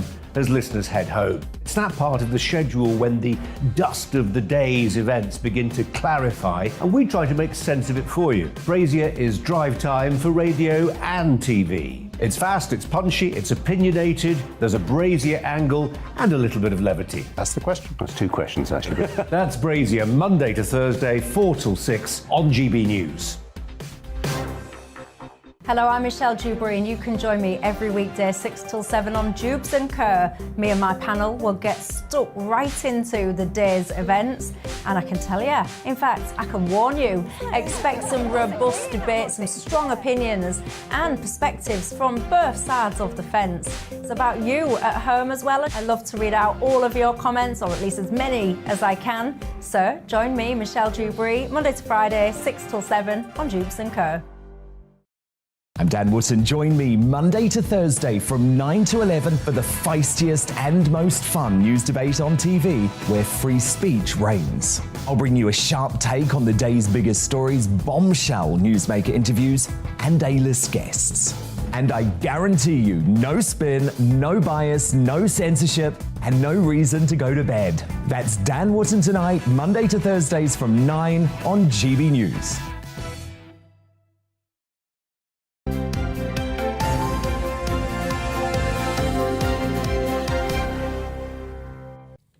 Have you ever had rats at home? I have had them in my garden, but I live in London on a terraced house. It's pretty common. By a railway track. Yeah, exactly. Vermin infested. I know. That's why I never go Never and visit you. Oh, that's not just true. the children. Oh, Claire Muldoon's piped up, everybody. We're joined Claire Muldoon and David Miller for the papers. The reason we're talking about rats, we just want to tell you that in 20 minutes' time, we're going to be talking to a rat catcher, about all of this, because there's a story of a lady who was lying, an elderly lady, she's in bed sleeping, get this, and a rat begins to eat her.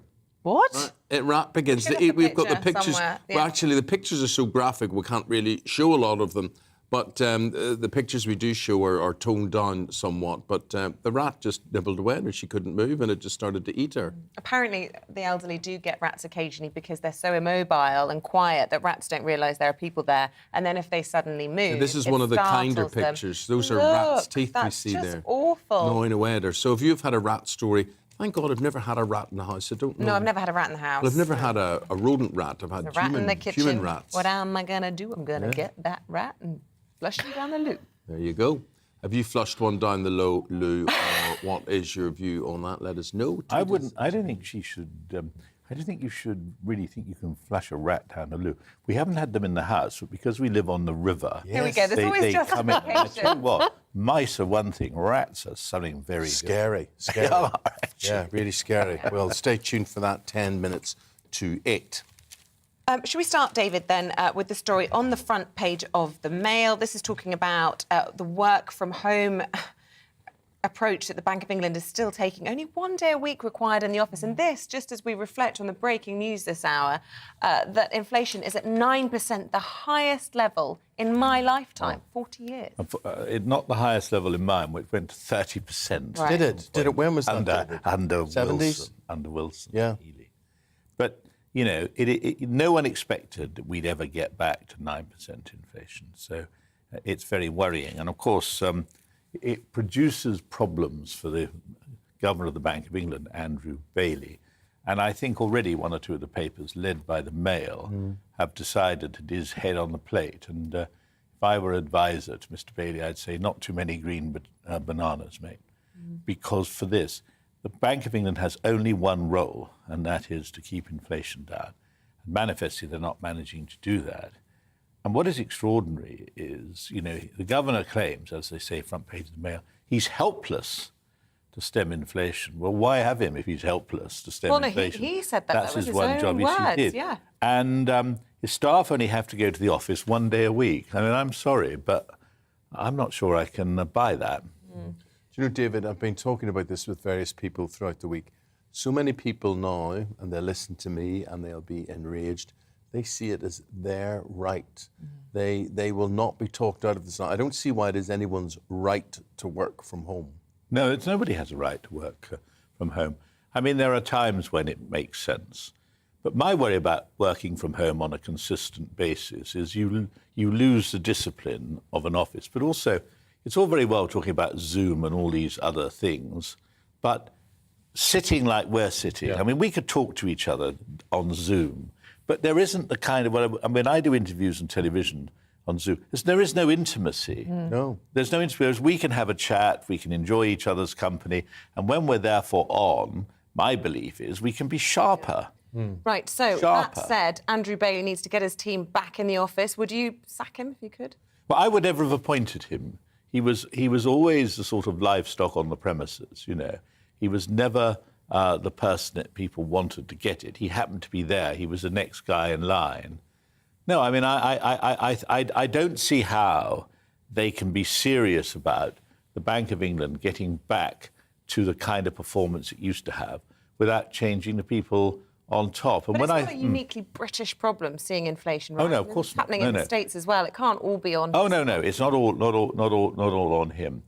But I think the other problem with Andrew Bailey, if you've ever seen him do an interview on that, he is one of those people. There's no Mark Carney, put it that No, way. he thinks Charisma's December the 25th, you know, and basically... The old ones are the best ones, Ben. The old ones are the best. He thinks Charisma's December 25th. And, you know, I don't buy into him. He would not be much missed, I don't think. OK. Let's go to the Telegraph. This is page 16. The story concerns Nicola Sturgeon, and it's calling her two-faced.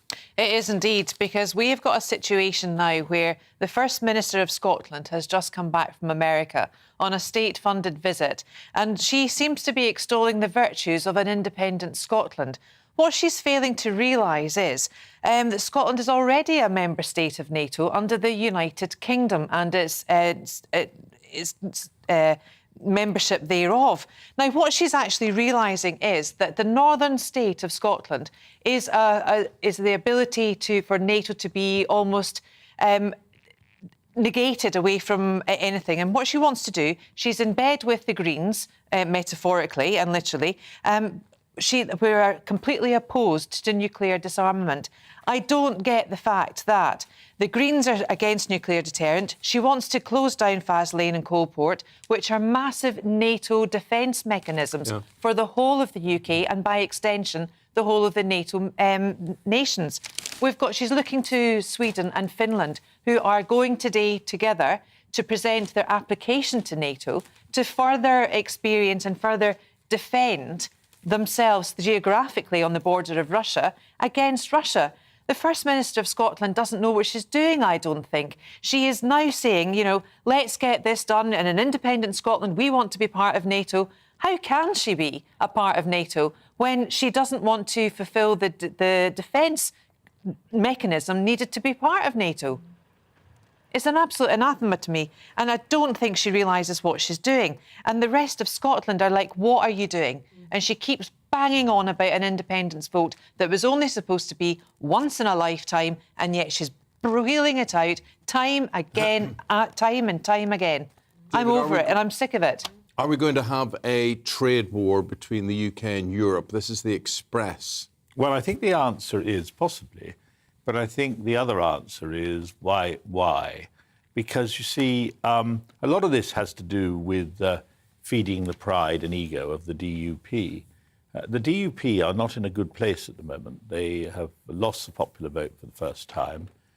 There is now a majority of people, notionally, in Northern Ireland in favour of the arrangements that Boris, in very Boris style, went into. Boris wanted to get Brexit done. Well, if you want Brexit, you wanted to get it done. I understand that. But Boris, therefore, signed up to something I don't think he really believed in. And why would anyone believe in something which effectively creates a different trading arrangement with a part of our own country? That has now become inconvenient, with weeks and weeks of delays to get something exported, for instance, to Ireland. And so Liz Truss, I mean, I slightly mistrust Liz Truss. I think she sees herself as the new Maggie Thatcher. But there is one difference. Not just that. Lots of people see her as that as well. Well, do you think they do? Her husband, maybe. Look, the trouble with Liz Truss wanting to be Margaret Thatcher is it requires something called ability. No evidence that she's got that in sufficient quantities. Do we really want a bust-up with the EU over something where we're just trying to row up a boat that's already, to drag up a boat that's already full of holes, the DUP? I just don't think this is a priority. But it's a very good point that you raise here, because I don't think a lot of people understand this is more about the union. Mm-hmm. It's about the philosophical or the ideological view of the DUP that they are British, right? There's a lot of people in Ireland or Northern Ireland who are very happy with this trade deal. And it makes it puts Northern Ireland in the most amazing place where they can be part of the UK and part of the EU. Yeah. So we could Why not? Gold boom town. That's what could be happening there. I'm not saying the DUP are wrong. They believe in what they believe in, but let's not pretend this is all about Marks and Spencer getting their sandwiches into Northern Ireland. No, but I think the problem with the DUP, I mean, at least the Reverend Paisley, or the Reverend Palsy, as I used to call him, when he stood up, and I sometimes sat with him within spitting distance, and he'd shout, he was an entertaining person. At the moment, they're just dead boring. And look, cut out my tongue, I shouldn't say this, should I? I sometimes feel that they're not so much British as they cleave, the DUP, they cleave, for instance, to the British government as an alternative to the Irish government. But actually, at the end of the day, their fundamental interests are not the same as ours. Ours being? The UK. The UK. Well, United Kingdom. The UK. I know. I must get my Great Britain. No, you're right. It's always good to know that there's such fundamental sharpness here.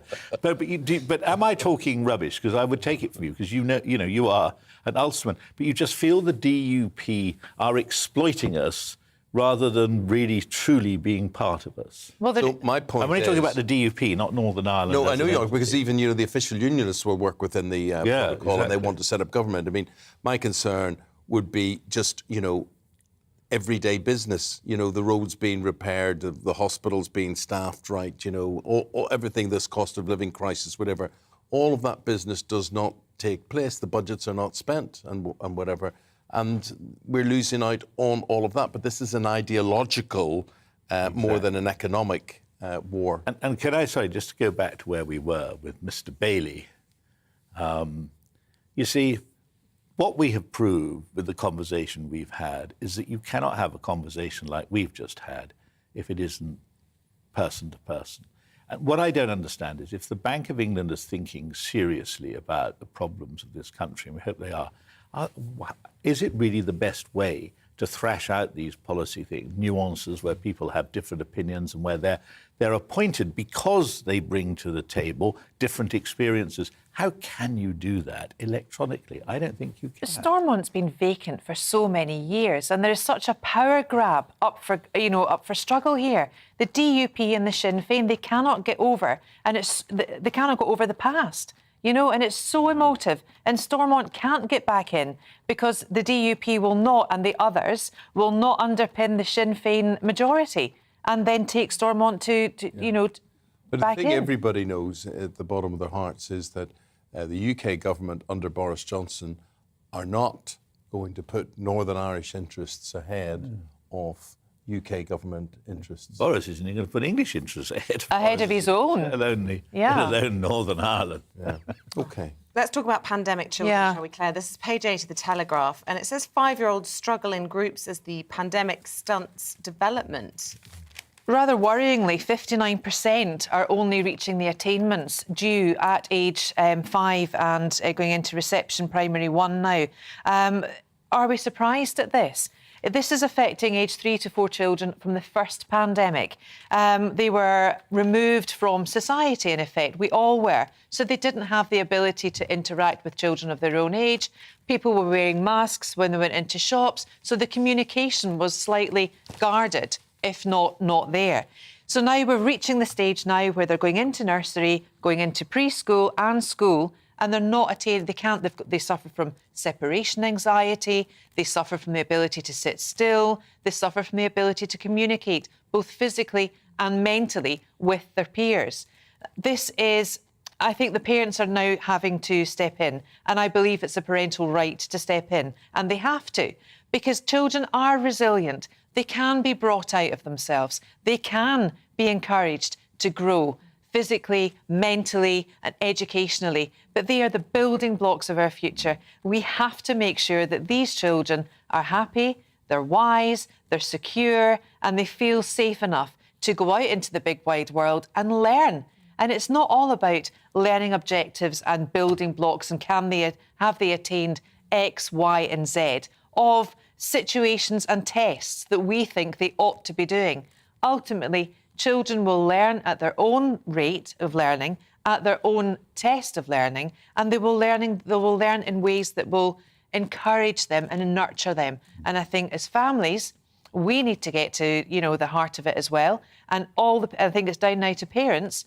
Bring up your kids, OK? Enjoy them, but bring them up to be great members of society, have family meals, read to them, and not be too concerned about the fact that this attainment is not maybe getting to the levels that the educationalists think they ought to be at. OK, guys, got to leave it there. If you agree or disagree with what Claire or David has had to say, you can tweet us at GB News. The time is now 10 minutes to 8 o'clock. Let's bring you up to date with the latest headlines. A Conservative MP has been released on bail after being arrested on suspicion of rape and sexual assault offences. The man, aged in his 50s, is also accused of abusing a position of trust and misconduct in public office. Scotland Yard says the offences are alleged to have taken place in London between 2002 and 2009. Just released this morning, inflation figures now increased to 9% in the 12 months to April, up from 7% in March. That is the highest level in 40 years, largely driven by the rising cost of fuel and energy. The parents of a teenager who died from an allergic reaction to a pret-a-manger baguette have set up a new clinical trial to try and treat food allergies. The family of 15-year-old Natasha Ednan Laprousse have launched the trial, which will investigate whether peanut and milk products taken under medical supervision can be used to treat common allergies.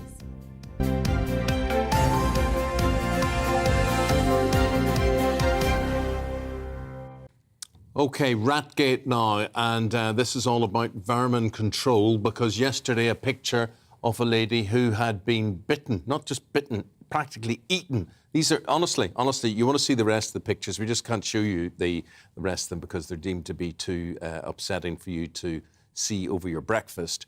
And if you're listening to us on radio, we're talking, someone that looks as if they've been, 15 bruising rounds with and Mike Tyson. bite marks and claw marks. It looks to my That was the injury she was subjected to. She was 76 years of age, is 76 years of age. Her name is Diana Kirk. Injuries to her eyelids, to her neck, to her fingers, to her elbow. So let's talk about all of this with Dan Dobson. He's a professional pest controller in Southampton, also known as the Rat Man. Good morning to you. How unusual are these sorts of attacks? I mean, absolutely horrendous images. They've gone viral, and unsurprisingly so. It's very alarming to see that sort of thing. Oh, yeah, good morning. I was shocked myself, to be honest. I mean, it was one of the calls when you're told, no, that can't happen. But obviously, strange things do happen. It's very, very shocking indeed. But I mean, yeah, the marks that she sustained from it are crazy. But things do happen, with rats, and they're getting more brazen, more bold as we progress, through our lives, and as I think we get busier, the streets get busier, more houses are put up, and there's more bins. And get us inside the head of a rat. What way does a rat think? I mean, the idea that you, Isabel, could be lying in bed and a rat feels brazen, brave enough to walk over the top of you and say, right, I fancy a bit of this, and start chewing your cheek. What does a rat really go for? Is it always food? Yeah, right. So one of the reasons why this is actually quite surprising is because rats themselves, in their nature, they're quite scared of humans, generally speaking. That's why you only really ever see them scuttling away. But yeah, generally they're going to go for food sources. They're going to be going for bins or, your food even in your cupboards at night whilst you sleep. I've got something called neophobia, which is sounds like a quite a scientific word, but it just means that they're really scared of change and new things.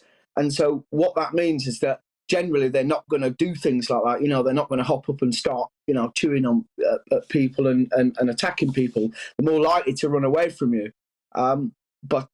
Which is why this makes it even more strange. But it's not the first time that I've thought, I've heard of people being almost harassed by rats, and, they're coming up getting more brave. So perhaps they are changing, but it's not in their nature generally to do that. But clearly it does happen from time to time. I watched the most amazing documentary about rats that are trained to detect landmines out in, I want to say Vietnam, but in Cambodia. That's right, in Cambodia. And, they are intelligent. And I'm not here to defend rats because, I wouldn't personally like a rat to be sharing my space. But I have seen rats in my garden. And I read that if you see one, you can assume that within a couple of metres, there's probably, up to 8 or 9 others? Horrifying thought. Yeah, no, they're not solitary animals. They're They're actually very social. And just to touch upon what you said there about how intelligent they are, they're highly intelligent. But in fact, people do have rats as pets. You know, if you go into other pet stores, you may see them, that you can purchase them. And they're very different to the rats that we're talking about. You know, they'll run up and down your arms, they can do tricks, that sort of thing. But at the end of the day, they are still rats. So perhaps they can, they can change. They can be taught. But they do use them. They have been, used in, other scenarios because their sense of smell is so acute, which is one of the reasons why they can get into our houses, source out the food in the kitchens or your dog food or cat food that's laying for your pets at night and have a little nibble while we sleep. Where are they coming from, Dan? That's the thing. I mean, they'll probably find any way to get in. But, some homes will be more protected than others. Does it depend the location of where your house is? Yeah, so obviously no one's safe from them. But, if you're rural, let's say in a lone house with farmyards around and the farms are doing the fields, for example, it can often flush them, rodents in toward the house because obviously the fields get churned up. Equally so, if you're in the centre of a city, we've got all types of fast food places open. You've got all the waste on the roads before it gets picked up. I mean, these things are living under our houses. They're living, right near to us now. I mean, if everyone looks out the window now, there's going to be rats in your very close area. So, look, Dan, we're almost out of time, and I'm sorry to interrupt you, but I just want to squeeze in before we let you go. How do we get rid of them? Are there any humane ways of doing it? Because I don't like to do inhumane things. Right, the best way of doing it, I mean, because everyone jumped to the inhumane thing straight away. The best way of doing it is to look around your house, look for holes, look at your pipe works. If everyone goes outside now and looks at pipes coming in and out of the house, look for the gaps around the pipe work. Look for air bricks that are missing. Look for any gaps that have been left by builders. 9 times out of 10, they're going to get in because they'll find an opportunity, and squeeze through it. So cover up the holes, cover up the gaps, and make it harder for them to get in, and that will absolutely reduce, the amount getting. Top tip, love it. Ratman, the Ratman. Do you like them? Yes or no? Just because we have to let you go. I could talk to you all day. Yeah, I mean, I respect them. I respect them. Healthy respect. Good stuff. Dan Dobson, we have to go. Thank you so much for talking to us. Dan is a professional pest controller. 2 minutes now before 8. Join us after that, top of the hour, live from Scotland Yard. We've got the latest on a Conservative MP who's been bailed after being arrested for rape. After this.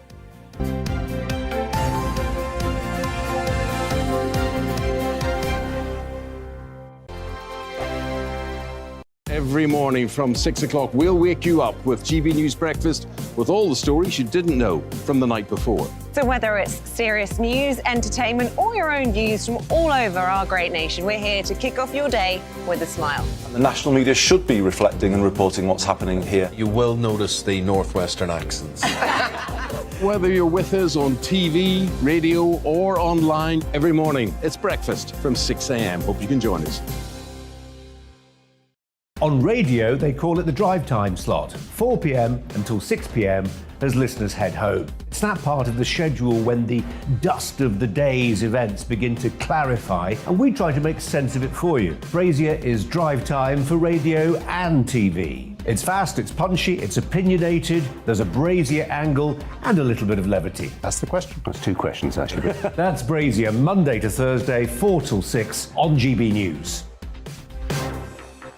Hello, I'm Michelle Dewberry, and you can join me every weekday 6 till 7 on Jubes and Kerr. Me and my panel will get stuck right into the day's events, and I can tell you, in fact, I can warn you, expect some robust debate, some strong opinions and perspectives from both sides of the fence. It's about you at home as well. I love to read out all of your comments, or at least as many as I can. So join me, Michelle Dewberry, Monday to Friday, 6 till 7 on Jubes and Kerr. I'm Dan Wootton. Join me Monday to Thursday from 9 to 11 for the feistiest and most fun news debate on TV, where free speech reigns. I'll bring you a sharp take on the day's biggest stories, bombshell newsmaker interviews, and A-list guests. And I guarantee you, no spin, no bias, no censorship, and no reason to go to bed. That's Dan Wootton tonight, Monday to Thursdays from 9 on GB News.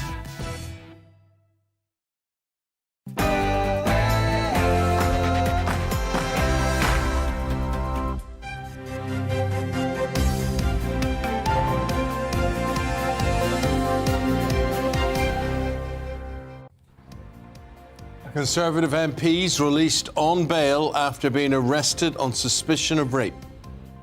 Good morning, it's 8 o'clock on Wednesday, the 18th of May. This is Breakfast on GB News with Eamonn and Isabel. Here's what's leading the news this morning. A Conservative MP has been released on bail after being arrested on suspicion of rape and sexual assault. The unnamed man's arrest follows a 2-year investigation by Scotland Yard relating to alleged offences dating back 20 years. The Chancellor is drawing up plans to cut taxes to help people struggling with the cost of living. Rishi Sunak could bring in new heating bill discounts as early as July, as inflation has risen to a record 9%.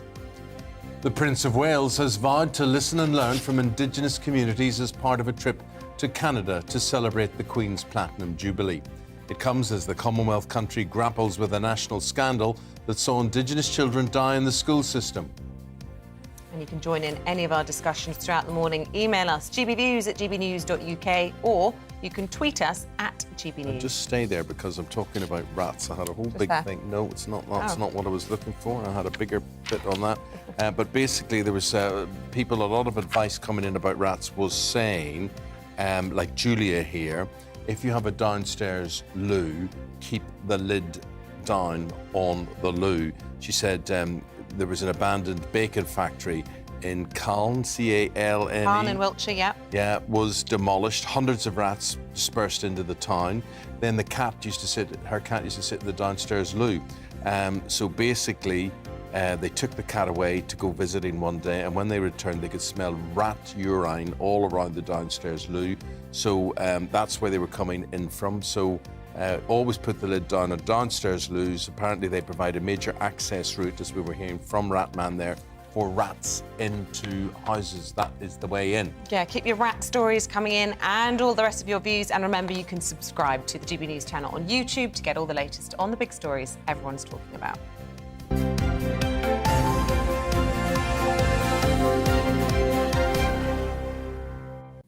Right, here's our top story this morning. A Conservative MP having been arrested, then released on bail on suspicion of rape and sex offences. Well, for the latest on this, let's speak to our Home and Security editor, Mark White, who joins us from outside Scotland Yard this morning. Good to see you, Mark. That breaking line then this morning, that the MP has been released from custody on bail. What more can you tell us? Yeah, that was just within the last hour that Scotland Yard confirmed that this man in his 50s who was arrested and was in custody overnight has now been released on bail this morning. Now, all they are saying officially is that a man in his 50s was arrested in connection with allegations of sexual assault, of rape, of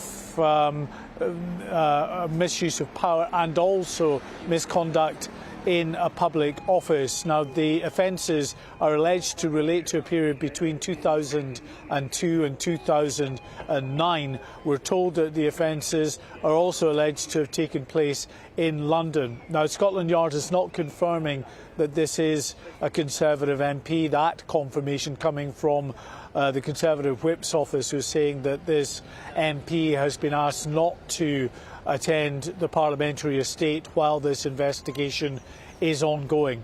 It is the Serious Crime Unit here at Scotland Yard, the Central Crime Unit, that is investigating this case. It is a 2-year investigation, we're told, that is continuing with this man in his 50s, a Conservative MP, we understand, who has now been released on bail. OK, Mark, thank you very much. Keep us posted on any other developments on that story throughout the course of the day. For now, here in the studio, let's bring in our political correspondent, Tom Harwood. And Tom, look, this is really not only a tragedy in terms of its own circumstances, but it's a really, really bad look for this particular government who've been dogged with allegations of sleaze, but for the wider Parliament, question marks about whether or not people there are abusing those positions of power. Believe it or not, this week was meant to be Crime Week from the government. We've been hearing lots of announcements from the Home Secretary, whether it's on safer streets, on tasers, on extra police, 20,000 more police. Well, Crime Week has become a bit of a peculiar misnomer, or perhaps exactly the right way to describe this week in exactly the opposite way from which the government intended.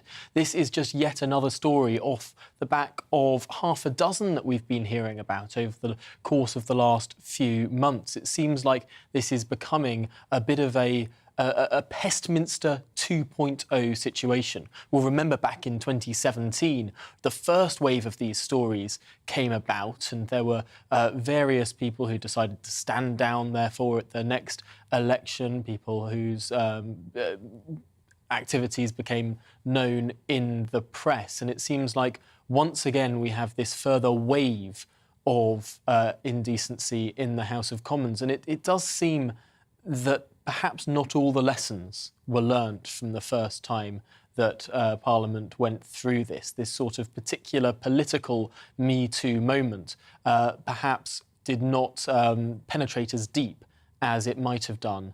And the reforms that were made in the wake of that first wave potentially have not yet bedded in. OK, should we talk about the Chancellor? Since we're in Parliament anyway, big announcements being hinted at yesterday at the dispatch box. It seems finally relenting to a bit of pressure to react to this cost of living crisis. And of course, this morning, that shocking figure, 9% inflation, worst in 40 years. Worst in 40 years, indeed, worst of some of the big economies in the world. It's fair to say 9% is lower than the inflation in Poland, lower than the inflation in the Netherlands, but higher than the inflation in France or Germany. So really, when we're looking at the whole context of this, we're not in a brilliant place when it comes to inflation. Now, the government can make the legitimate case that it's not actually number 10 that it has the mandate to deal with inflation, but the Bank of England, which has been operationally independent since 1997. That was a decision made by Gordon Brown when he became Chancellor. But there does seem to be this absolute recognition now that more will need to be done. And there has been word for the past few weeks that there will be some further news to come, whether that would be direct tax and spend or perhaps regulatory liberalisation, perhaps. I mean, we've been hearing hints towards the childcare ratios being loosened to try and ease that cost for new parents. There are many things that the government is exploring, but as of yet, we haven't heard new, solid facts as to what will happen. More hints, and yet not explicit pledges at this stage. Funny you should say that. Hints and not explicit pledges, with a possible trade war looming with the European Union. If we get that far, this would be over the Northern Ireland Protocol. Now, you have been talking to the Northern Ireland Minister Conor Burns about this. Let's listen to what he's had to say, and then we'll get your analysis after that. This is more important to get this right for our United Kingdom and for the communities in Northern Ireland than almost any other foreign policy or economic objective, and that is our determination. We hope that the EU will re-engage with us in a spirit of compromise and create the necessary space to allow us to find a way through that. But we will legislate in the interests of our own country if that's what it comes to. Is that a threat? No, it's just a reality. Or as John Wayne would have said, it's not a threat. No, just fact. Is it just fact? It does seem that the UK is taking a more muscular position now, particularly responding to those assembly elections in Northern Ireland. There is the unarguable case that the peace process, or at least the institutions of the peace process, have broken down. There is no executive in Northern Ireland, and there will not be until changes are made to the Northern Ireland Protocol. Speaking to Conor Burns, it was interesting. He was having meetings with MPs from Northern Ireland throughout yesterday, making sure that they can be brought alongside, because the government is walking a tightrope here. It is not talking about scrapping the protocol in its entirety, as some of the DUP would have liked to have seen, the Article 16 route. But equally, it's not saying that things can stay as they are. It's saying that changes need to be made to the protocol, and trying to bring these two sides together with its proposal of this dual mandate system within Northern Ireland, where there's a green channel for UK goods that are exported to NI but stay in NI from GB to NI, and then a red channel for goods that may go beyond NI into the rest of the island of Ireland, the Republic of Ireland. And so having this sort of dual system operated through a trusted trader scheme with heavy sanctions for companies that abuse that scheme is designed to try and placate the European Union's demand for the integrity of their market while respecting the integrity of the East-West connection within the United Kingdom. It's a complicated proposal, but one that attempts to walk that tightrope. A smuggler's paradise looming. Tom, thank you very much indeed. You're going to have more of that interview there with Conor Burns and everything else from 9:30 this morning. I should point out, we've actually got a former Foreign Secretary coming on, Lord Owen. He's going to be talking to us about NATO and also the situation in Ukraine and Russia. But we'll put some of those thoughts to him as well, what he thinks about Liz Truss's proposed plans to, well, an internationally agreed law. That'll be a little bit later on in the programme. For now, though, we're going to talk about day one of the royal visit to Canada by the Prince of Wales and the Duchess of Cornwall. They've addressed Canada's difficult past during a speech in Newfoundland. Our reporter Cameron Walker is there with them in Canada. Here's his report.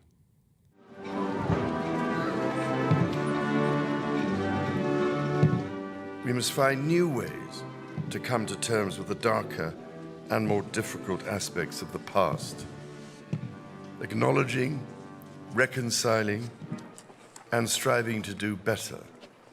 The Prince of Wales, using his speech on day one of his visits to Canada to address a national tragedy dating back decades. Thousands of Indigenous children either died or were abused in the country's residential school system, and Prince Charles and the Duchess of Cornwall's visits could help reconcile the relationship between different communities.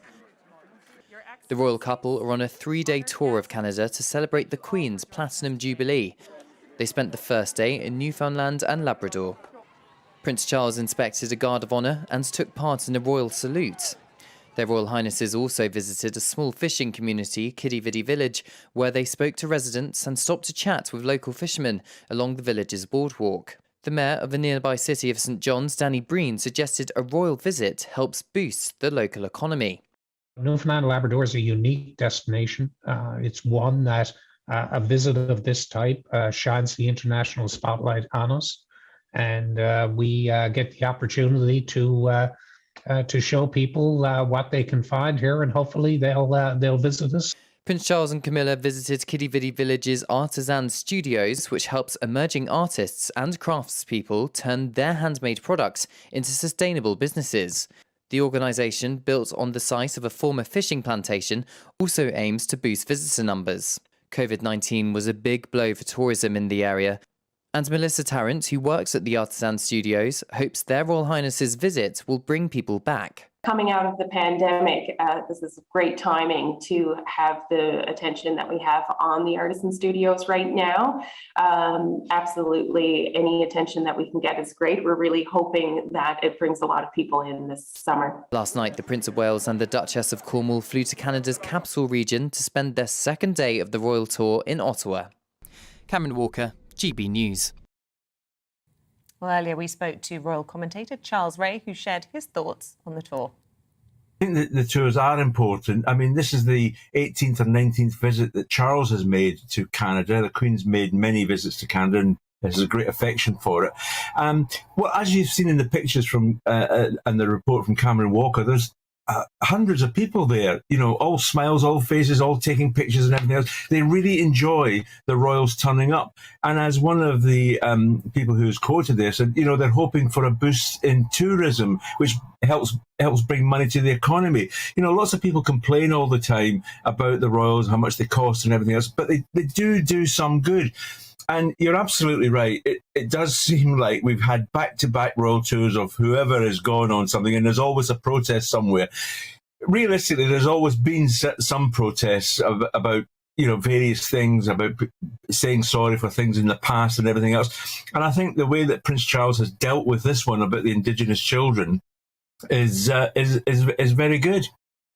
Canada, how much of a safe bet is it for the royals? I mean, historically, they've got great links. I know Prince Charles very fond of Canada himself, and Prince William too, but there is definitely a mood change in the country, perhaps relating to Trudeau and his leadership away from the monarchy. Well, that's nothing. The monarchy can't do anything about that. Whoever is the incumbent. Remember, Trudeau was one of the golden boys of politics throughout. Yes, his popularity is on the wane at the moment, but that's nothing to do with the royals. They cannot interfere, or even if they wanted to, they can't do anything to sort that out. But he's there. He welcomed them.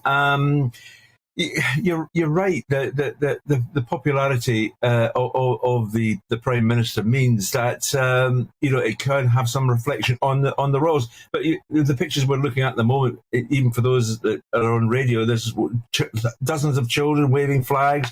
There's the Mounties in the background. It's a great backdrop. It is absolutely fabulous. And as you quite rightly say, the trips to Canada are very, very important. I've been many times with members of the royal family, and they've always had a fantastic reception.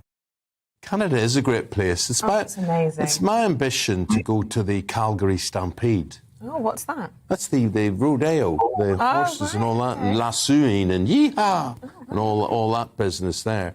But it is a great place. It's a massive place. I did do a train journey coast to coast in Canada once. And if I see another pine tree again, I'd scream. Trees everywhere. Trees everywhere. But listen, the Queen obviously would have been on that in days of old. that trip.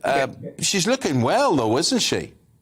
She's looking absolutely fantastic, and it was quite great to see her at the opening of the Elizabeth line, which was supposed to be the job that Edward was going to do. He accompanied his mother, and in fact, it was such a last-minute thing. They had to change the opening plaque from Edward to the Queen, which is quite good. But you know, she was dressed in yellow. I mean, the Queen always wears bright colours because she says lots of people want to see me, and that's why she wears the bright colours.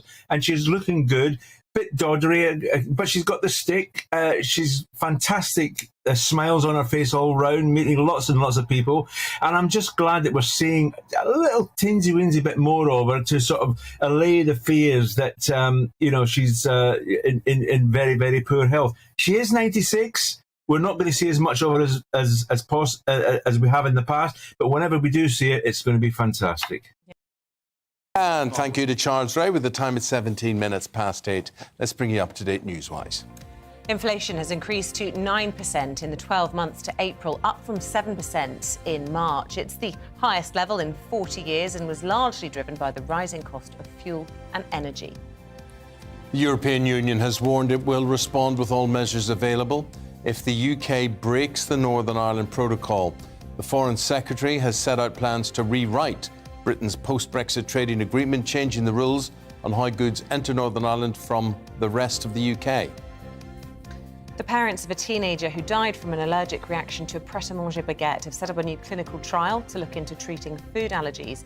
The family of 15-year-old Natasha Ednan Leperouse have launched the trial, which will investigate whether peanut and milk products taken under medical supervision can be used to treat common allergies.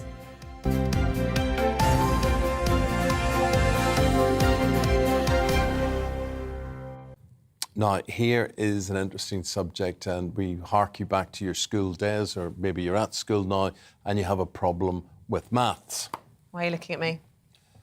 Well, you and me are in the same boat sort of thing, aren't we? In We that are. we ended up doing a career with words because we were a bit frightened about figures. Well, not because, I'd say just because we were more drawn, I suppose, to words and perhaps... Anyway, I do have a phobia of maths, I can't deny.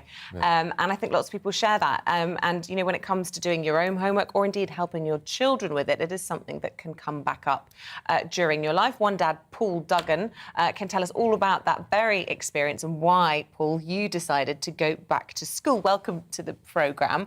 Why did you decide then to sort of get to grips with maths after a lifelong fear of it? Oh, well, hello. Thanks for having me.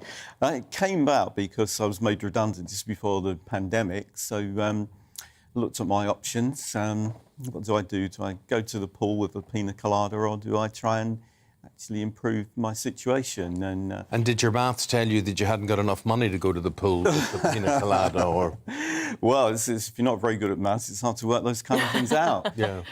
There's a difference, you see. I sometimes we mistake maths with arithmetic. I have absolutely no problem with arithmetic, and I would know if I was going to the pool if I could afford the drink or not, or how many drinks I could afford. That's not my issue.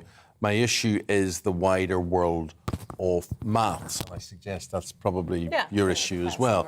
I mean, you know, arithmetic, I can see the sense, I can see the use of it.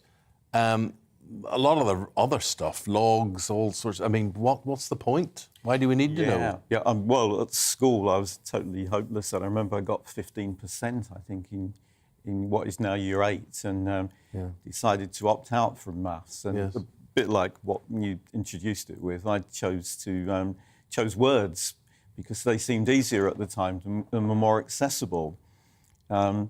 But that did mean that I had a limited range of jobs that I could choose. And yes, again, I never understand why mathematics.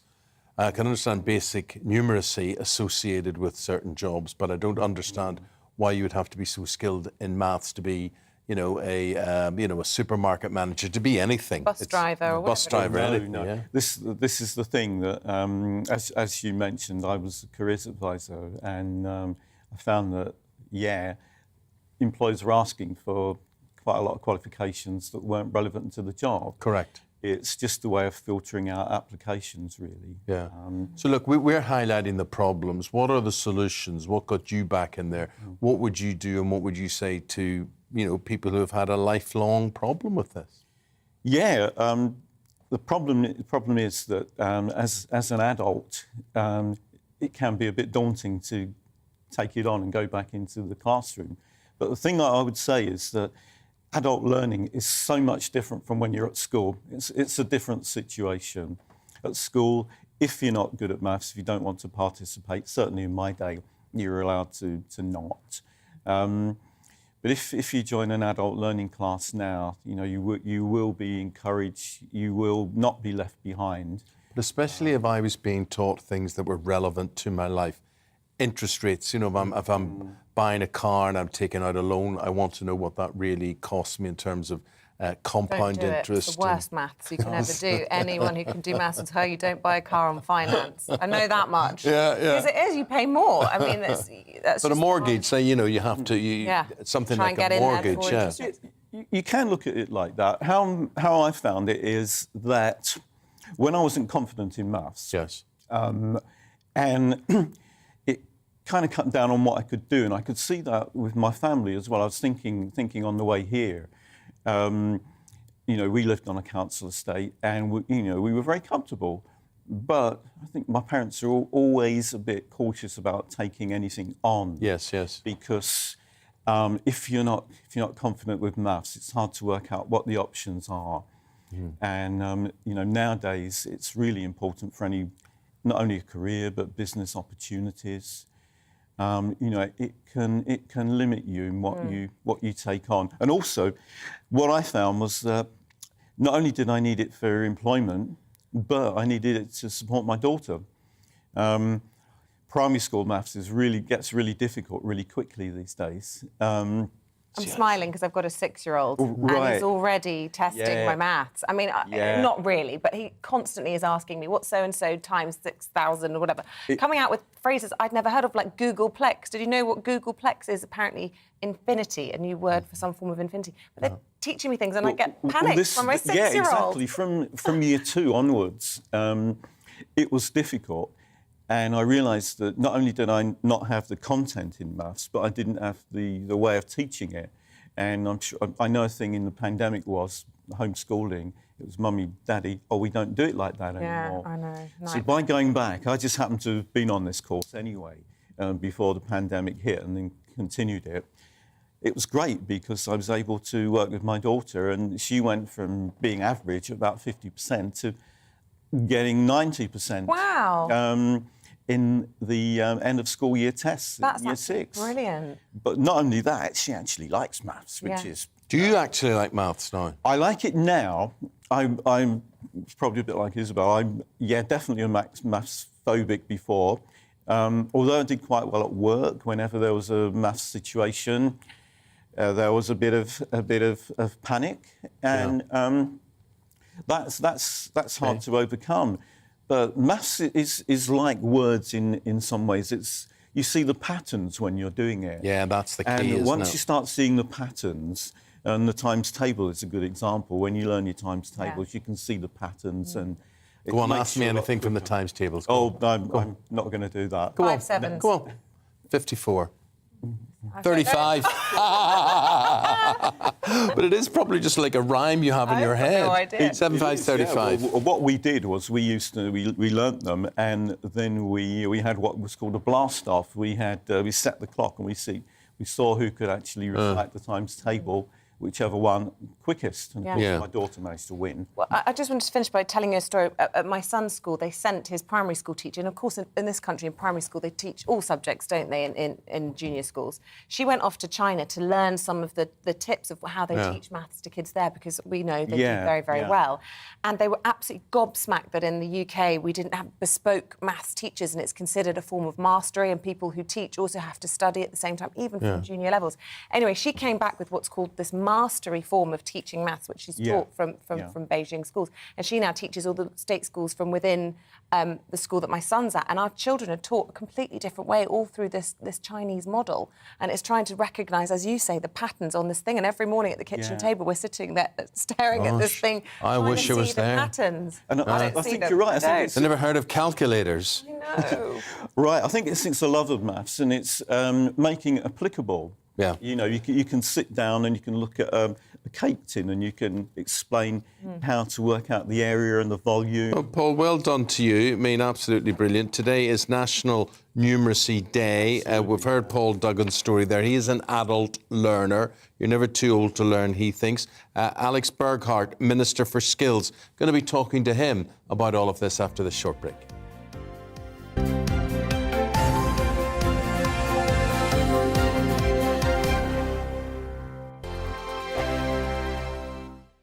Every morning from 6 o'clock, we'll wake you up with GB News Breakfast with all the stories you didn't know from the night before. So whether it's serious news, entertainment, or your own views from all over our great nation, we're here to kick off your day with a smile. And the national media should be reflecting and reporting what's happening here. You will notice the northwestern accents.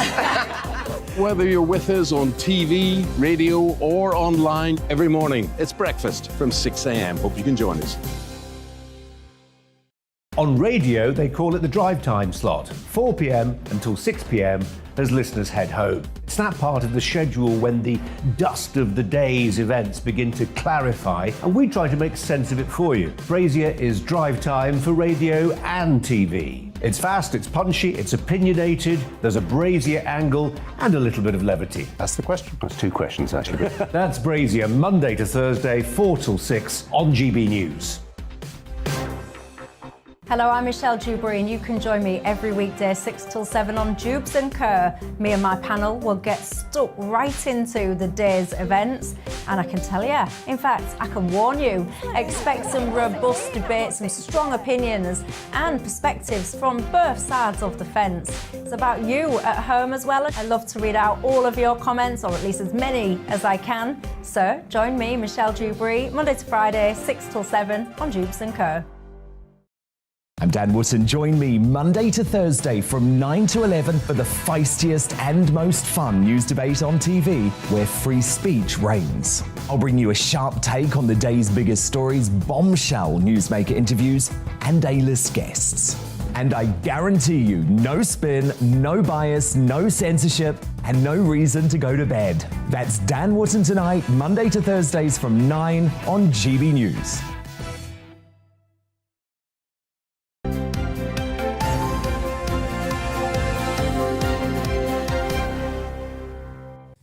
Now, National Numeracy Day, that's what we're talking about, and we were talking about it before the break. We're all now going to tell you about a new online quiz which has been launched. This is for adults, right? So if maths has never been your thing, this is the idea to get you involved, make this interesting, maybe make it more like a game to you on this National Numeracy Day. Yeah, and it comes ahead of the rollout of the government's Multiply programme, which aims to level up education and support lifelong learning. Well, look, in the studio now, we have got the Minister for Skills, and he's Alex Burghardt. Alex, good to see you. I think that the thing is, a lot of people will say, look, we've got phones, we've got calculators, we've got computers. Why do we need to know these things? Look, thanks very much for having me on this morning, because it's really good to be able to talk about National Numeracy Day and the government's Multiply programme, which you just mentioned. We've got a long-standing problem with numeracy in our country. About half of adults, working-age adults, have the math skills of primary school children. And, we know that holds people back in a range of ways, holds them back in their personal life, can hold them back at work. And it's something that is pretty easy to overcome, as your last guest, Paul, was just saying. Yeah. That if you set your mind to it, you can get around it. And I know about this a bit about it because my mum was a maths teacher, and I heard from her from very early on that if you're supported in the right way, and you overcome a kind of fear of maths, you can just pick it up and you can use it in everyday circumstances very instinctively. And as Paul was saying, it can become fun. It can become something you're quite proud of being able to do. I totally get that. I remember taking geography for A-level, and my teacher said to me, once you study geography, you will never look at the countryside and the landscapes the same again. And I think it's absolutely true. So I could see the use of that. With marvel, when tradesmen come into my house and they pull out tape measures and they do things and they say, that, so you'll need 24 square yards for that and whatever. And I think this is genius, because I would have no idea what they're on about. But I agree with you, you've got to have that hook, that love, that idea that you'll say to yourself, I can see the use of this. Yeah, absolutely. And it's why we're in the Department for Education, we put a lot of effort into developing functional skills, because we want maths to be applicable to people's everyday lives. So, if you're, and you'll see it in this quiz that we've put online, not just sort of abstract maths, not just numbers, but if you're mixing paint, or you're baking a cake, or you're doing some DIY, how do these numbers apply to real life? But also, how do you understand your bank statement? And how do you understand the interest on loans? And all of these things are just very, very important skills that it will be better for people if they've got, and it'll be better for the country if they've got them. I want to ask you, you just look at the array of newspapers in front of us, all of them talking about the cost of living crisis. And this is related to education as well, isn't it? The children's future are going to be affected by this cost of living crisis. We're spending more on servicing our national debt than we are on providing for our children's schools. And of course, all the same sort of bills that everybody's facing, the schools are facing as well. They have to pay for electricity and all the rest of it. How concerned are you that you're going to be able to improve numeracy and critical skills at a time when education and schools are feeling squeezed? Yeah, look, this is, as you say, Isabel, it's a really difficult time. But we are starting to see really good improvements in maths at school. We've got about 79% of young people getting GCSE maths now, which is an all-time high. Secretary of State Nadeem Zahawi, my boss, has said that he wants that to go up to 90% by the end of the decade. But is that actually people getting better at maths, or is that grade inflation? No, it's definitely people getting better at maths. And but obviously, the majority of people out there left school long time ago, and we want to help them too. And Multiply is our programme for working age people who didn't do so well at maths at school, who can now go back, like Paul did, and pick up those skills and be able to, see life in a slightly new way. Minister, it's important that people then recognise their deficiencies if they have a weakness. How do you access that online quiz? Where do they go to? So if you just Google Multiply and quiz, you'll find it. Multiply quiz, OK. I have to ask you, as we've got you in the studio, a member of the government. We've had this news overnight. The Conservative MP has been arrested and released on bail in relation to allegations of rape, sexual misconduct, abuse of a position of power, extremely serious allegations. And unfortunately, this particular set of allegations, not really in isolation. When you look at recent resignations and sleaze allegations in Westminster, or Pestminster as it's become called, harder and harder for people like you to defend the atmosphere there. This is it's an awful story, and I've read what's in the papers, but I haven't heard anything formally. I don't want to speculate too much, but obviously, everyone in government takes things like this very, very seriously, and there are processes being followed. What I will say is that the vast majority of people I know who work in Westminster, work in politics, are decent, hard-working, have chosen to go into public service, and are really committed to, to the country's good. And stories like this, terrible stories like this, distract from that. And I think that's really unfortunate. Alex Burghardt is the Minister for Skills, and this is National Numeracy Day, and he's asking you to test whether your numeracy skills are up to scratch. And if you have a lack of confidence on that front, the idea is if you improve that, you'll improve your job prospects, therefore maybe your wages as well. Get involved in all of that. So you just Google, did you say Multiply Math? Multiply quiz. Multiply quiz, Multiply quiz. A short test there, 6 questions. Will let you know what level your maths is at. OK, stay with us. Don't go anywhere. We're going through your newspapers in just a moment. Claire Muldoon and David Mellor will be back. See you in a second.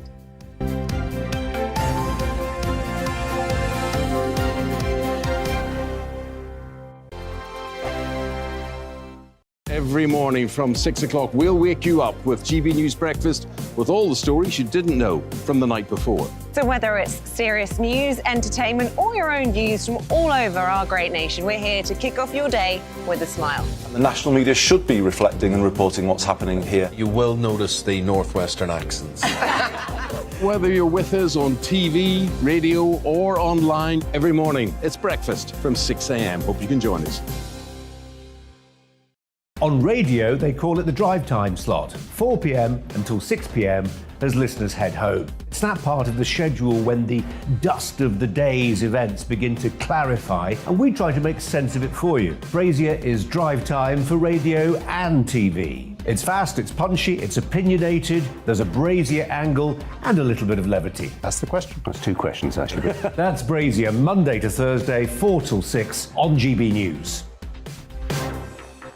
Hello, I'm Michelle Dewberry, and you can join me every weekday 6 till 7 on Jubes and Kerr. Me and my panel will get stuck right into the day's events, and I can tell you, in fact, I can warn you, expect some robust debate, some strong opinions and perspectives from both sides of the fence. It's about you at home as well. I love to read out all of your comments, or at least as many as I can. So join me, Michelle Dewberry, Monday to Friday, 6 till 7 on Jubes and Kerr. I'm Dan Wootton. Join me Monday to Thursday from 9 to 11 for the feistiest and most fun news debate on TV, where free speech reigns. I'll bring you a sharp take on the day's biggest stories, bombshell newsmaker interviews, and A-list guests. And I guarantee you, no spin, no bias, no censorship, and no reason to go to bed. That's Dan Wootton tonight, Monday to Thursdays from 9 on GB News.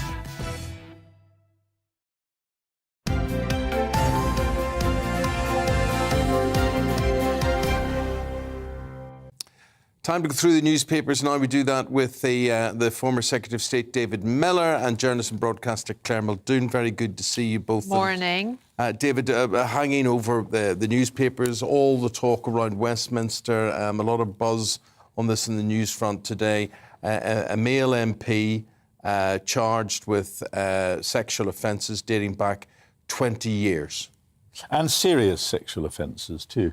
See, in the bad old days, a lot of tabloids like to say that Parliament was awash with sleaze. But in order to do that, they had often to pursue entirely irregular ways, tapping phones, for instance, in my case, in order to expose what are the normal goings-on between men and women, you know, people of mature age who decide to do something that some moralists say they shouldn't, but which are commonplace, commonplace. This is all different, you know. When you look at this list of things, I mean, this person, whoever he is, if guilty, I mean, these are dreadful offences, but there's a whole list of them, 7 or 8 currently hanging over people in this Parliament. And I would put into that category somebody coming in and just looking at what porn, even a suggestion that some of these things are child pornography. I mean, it's a very different sort of Parliament than it used to be.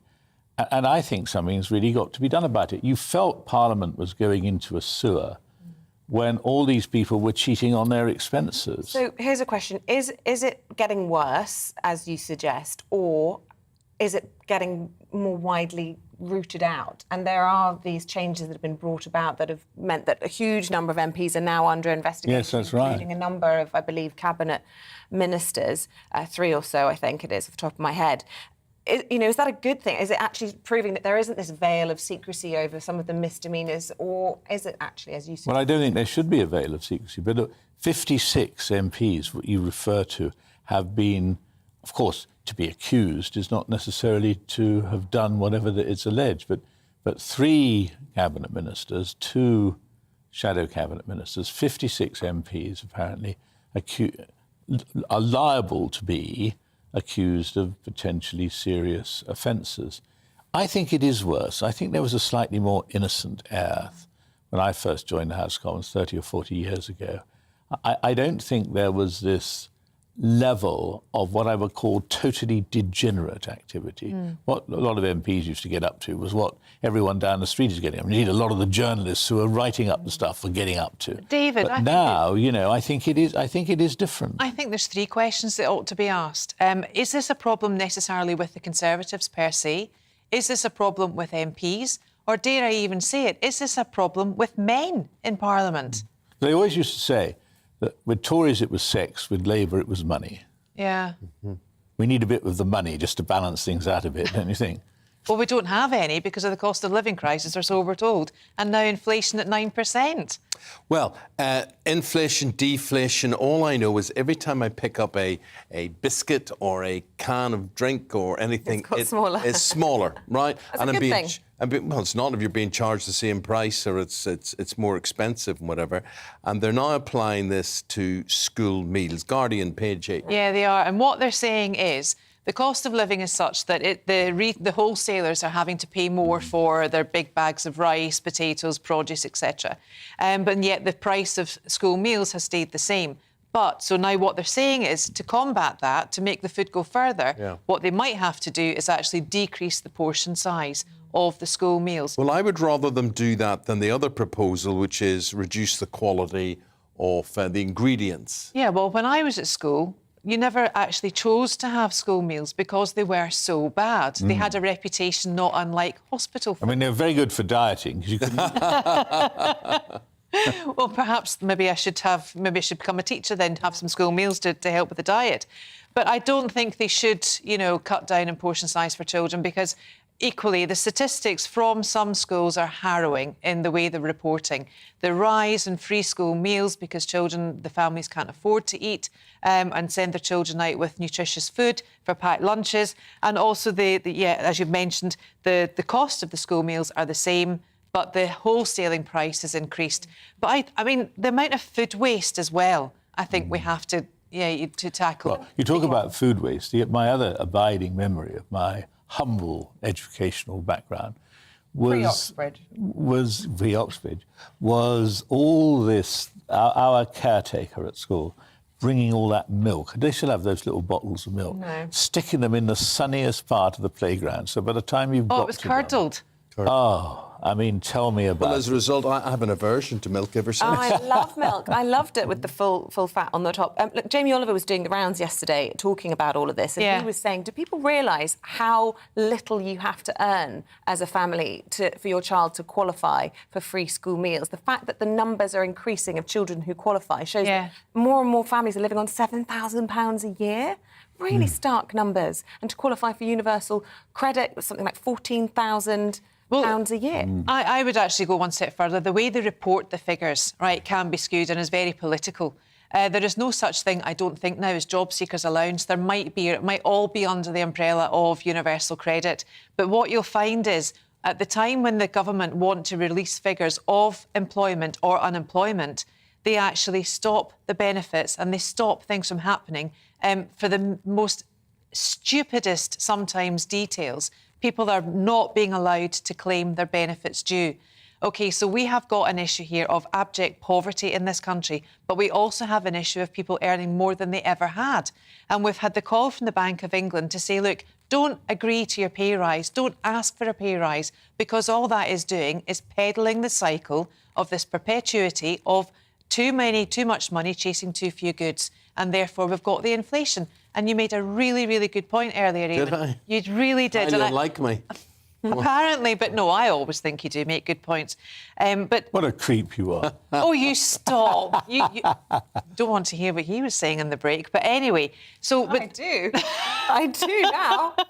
I see it's getting faster. The knife is about to go in now, you see. There are more people in employment, and yet you've got these 1.3 million jobs needing to be filled, and yet the service industries are really, really suffering due to this. What is the answer? They're like school meals. They just they reduce the standard of ingredients, but then they're just not paying people enough to make these jobs attractive. And Claire, I do say, when you get people who clean toilets, make beds, clean baths and that sort of thing, this is not desirable work. You don't lick your lips and say, that's what I'm going to do today, clean up someone else's mess.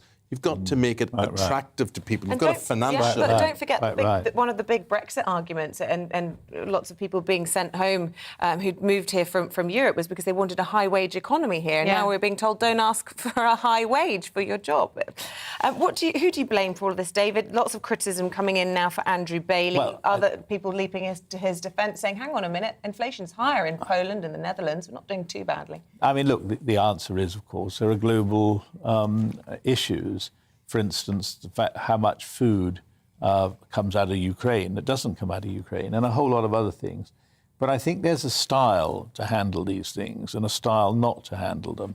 Interesting, I was saying, I think the popular press have now decided that Mr. Bailey is their target. Now, the long-standing Sun journalist, Trevor Kavanagh, used to be their political editor and then did various other things. Very powerful piece, I've got to say, on page 10. Inflation isn't down to war, it's because the bank boss didn't do his job. He also links in the energy regulator, suggests that the whole regulatory system has failed. And part of the problem is there is no point, as he says, having a sort of a head of the Bank of England who just stands back and issues little edicts that don't make a lot of sense. We've got to get back to having people in these positions being upfront and having a powerful personality that allows them to justify what they're asking people to do. I mean, Bailey's saying, don't ask for a pay rise. I mean, come on, mate. I mean, he has a point. I mean, yeah, but who's going to do? Yeah. Everybody wants a pay rise. And the question is, can the country be persuaded that all a pay rise does is fuel the flames of inflation? And, I never thought, I really didn't, that we get back to, be 10% come next month, 10% inflation. I thought we were through that. But, I mean, that could get a lot worse than that. Could be yes, it could be. Well, as I say, I can remember when it was almost 30%. And negative and horrendous, yes, of course. Ooh, scary, scary stuff. On a positive... Yet we haven't seemed to have evolved. We've been through these before. And yet nothing seems to change. The systems don't change, the views don't change, the opinions don't change, and everyone's saying, well, what do we do about it? And yet we have been here before. You would have thought lessons would have been learned. Yeah. Lots of lessons about having rats. I don't know if either the two of you have ever suffered from them. We're doing this because we featured a story this morning about a lady, an elderly lady who's in bed. She was quite infirm and couldn't move, and basically a rat climbed upon her and then decided to chew her cheek and her chin and her nose, and she really had a lot of injuries, really, really quite terrible. Julie says, get a rat-proof house, i.e. 6 dogs and 2 cats, as in my case. But the thing is, the problem with that is you keep them out of the house, then they start on your car. I have got my second car that the rats have ruined and nested in. They chew through the electrics and then they nest in consoles under the footwell. Really? A rat in your car? Oh, my goodness. It's the heat, the engine, isn't it? Oh, gosh, that sounds horrendous. Paul says, my wife worked in a pub years ago. One of the other barmaids came into work and told her that she'd got up during the night to use the loo, sat down and noticed 2 little eyes staring up at her. Yes, there was a rat. See that 2 little eyes? This is the trouble, because too many people...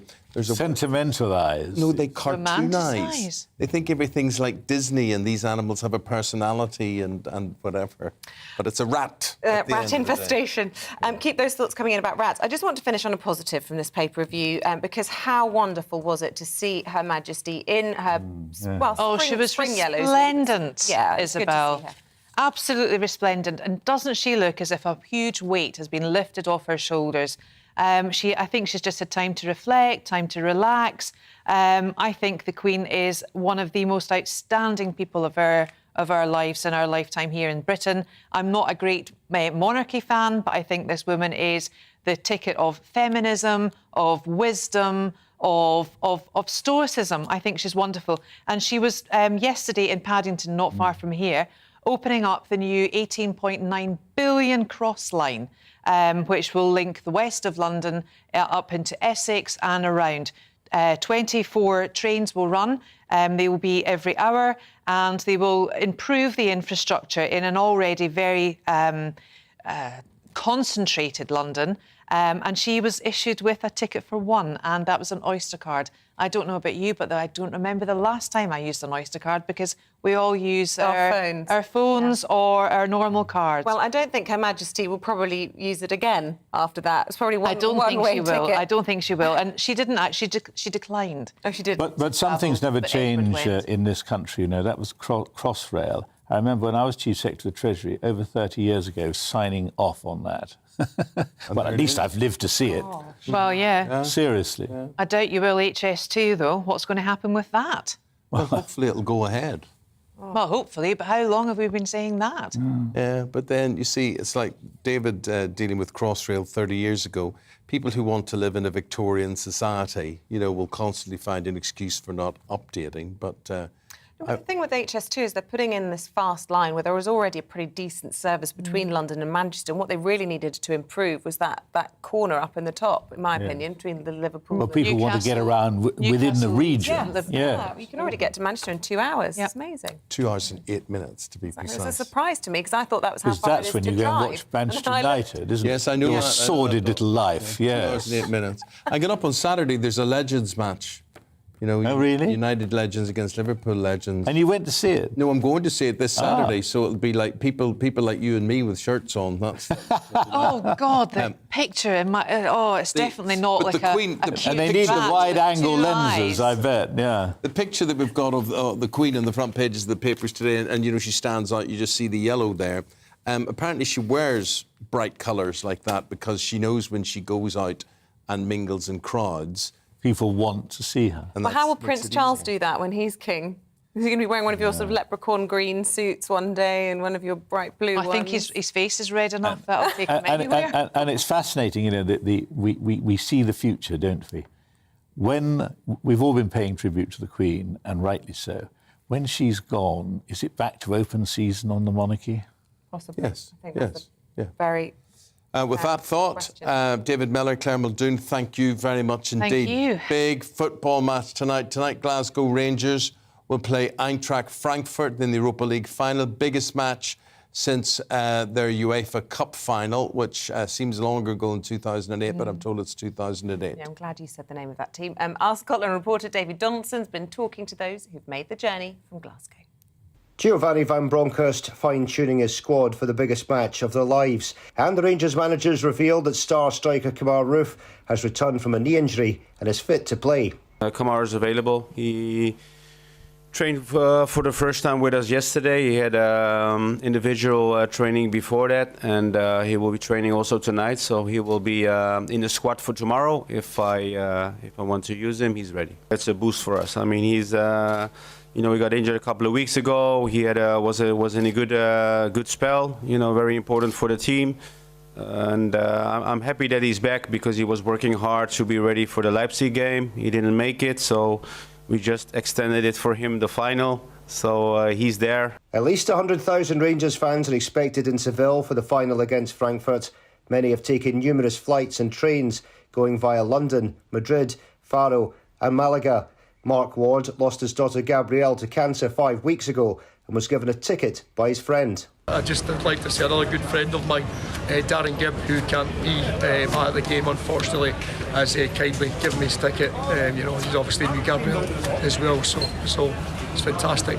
That's some gesture. Yeah, absolutely. He's a very good friend, so very much appreciated and gives me a little bit of respite.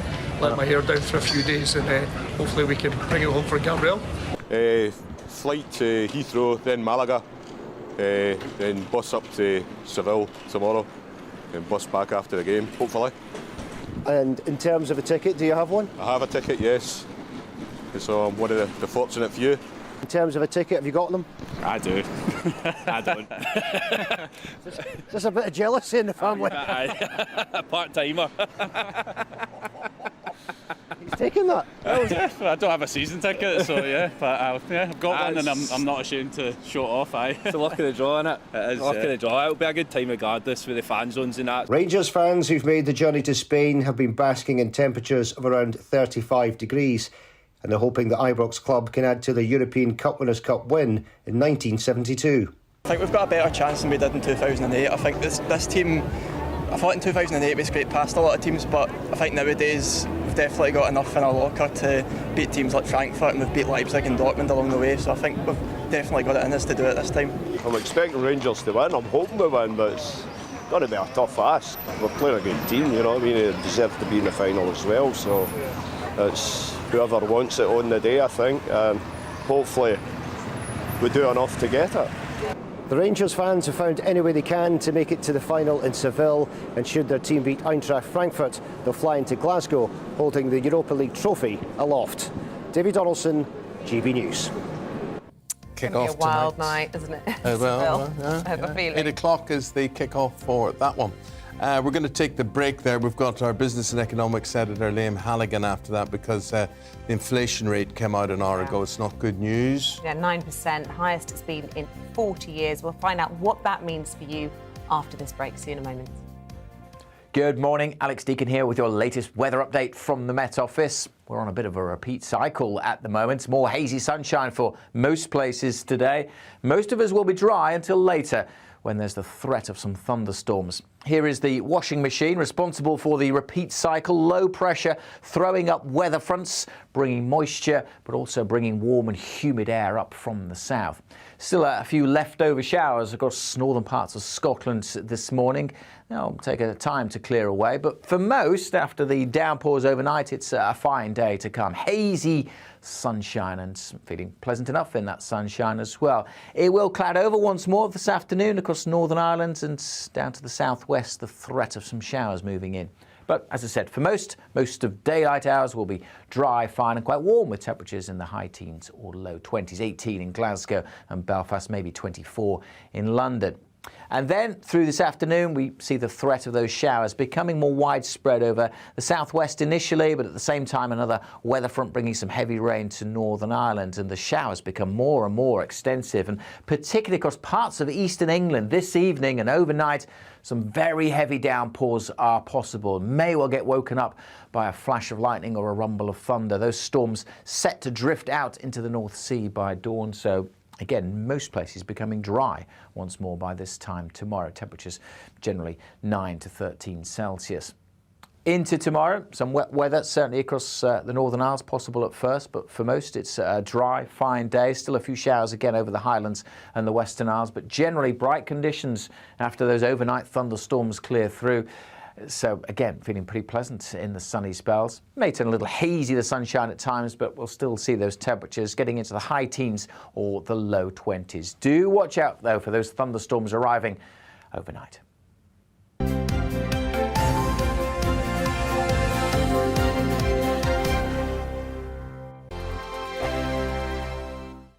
Every morning from 6 o'clock, we'll wake you up with GB News Breakfast with all the stories you didn't know from the night before. So whether it's serious news, entertainment, or your own views from all over our great nation, we're here to kick off your day with a smile. The national media should be reflecting and reporting what's happening here. You will notice the northwestern accents.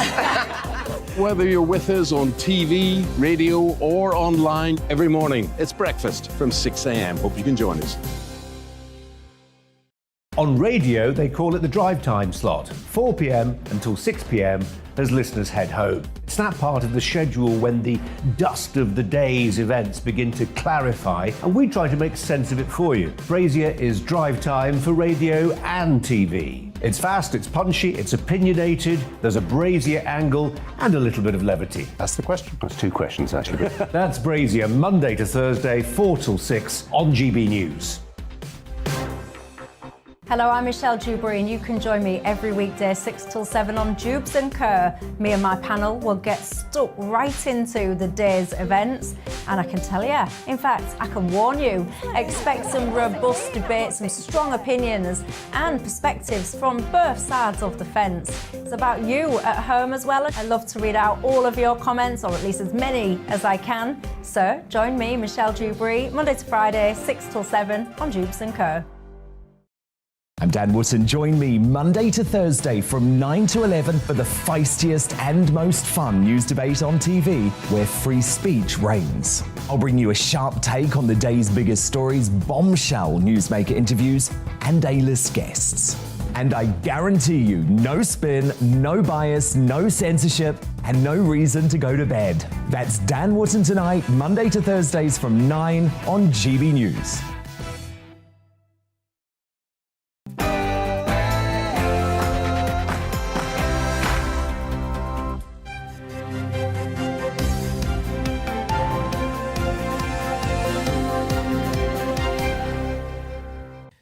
A Conservative MP arrested on suspicion of rape has been released on bail. Hello there, very good morning to see you. It's 9 o'clock, Wednesday the 18th of May. Breakfast on GB News with Eamonn, Holmes and Isabel Webster. Here's what's leading the news this morning. A Conservative MP in his 50s has been released on bail after being arrested on suspicion of rape and sexual assault.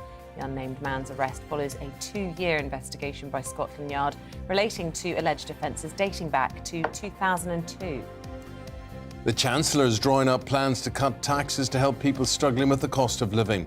Rishi Sunak could bring in new heating bill discounts as early as July as inflation rises to a record 9%. More on that in just a moment.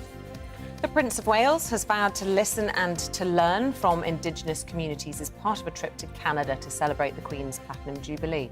It comes as the Commonwealth country grapples with a national scandal that saw Indigenous children die in the school system.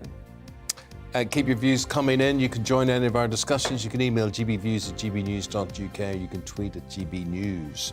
And, yeah. Yes. And you you can do other subscribe. things. You can join our GB News channel on YouTube and get all the latest on the big stories that everyone's talking about, like inflation today.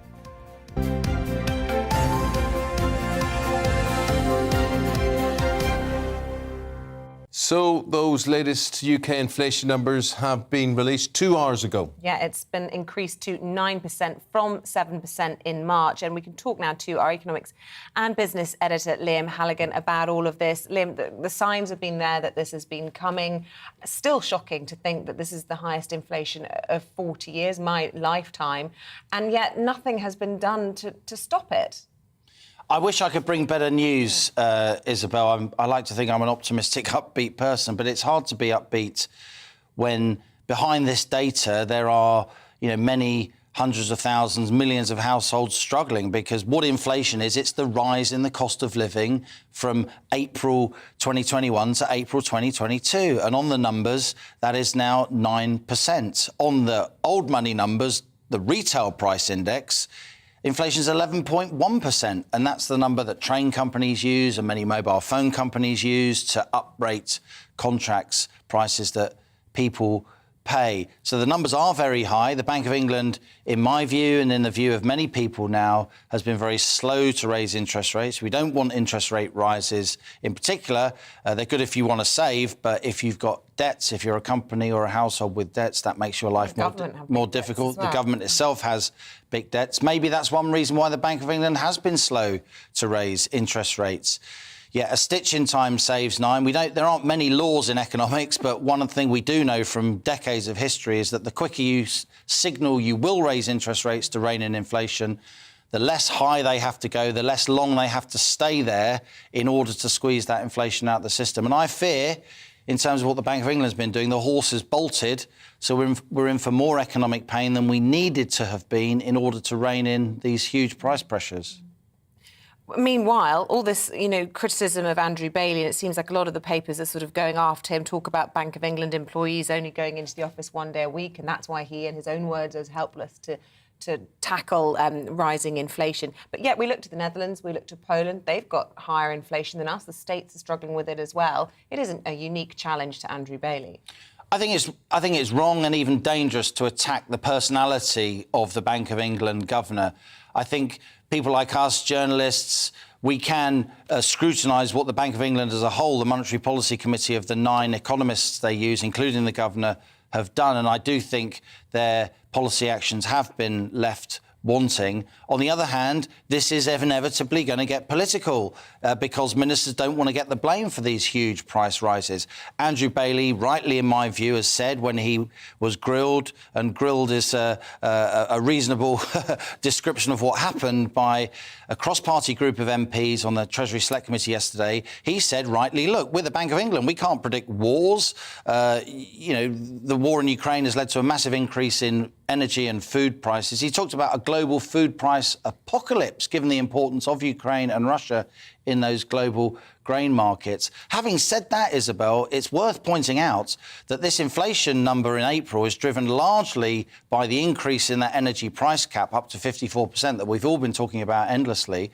That price cap rise was decided in February, before the war in Ukraine. So a lot of the inflationary impact of the war in Ukraine actually, and again, it gives me no pleasure to say this, is yet to come through.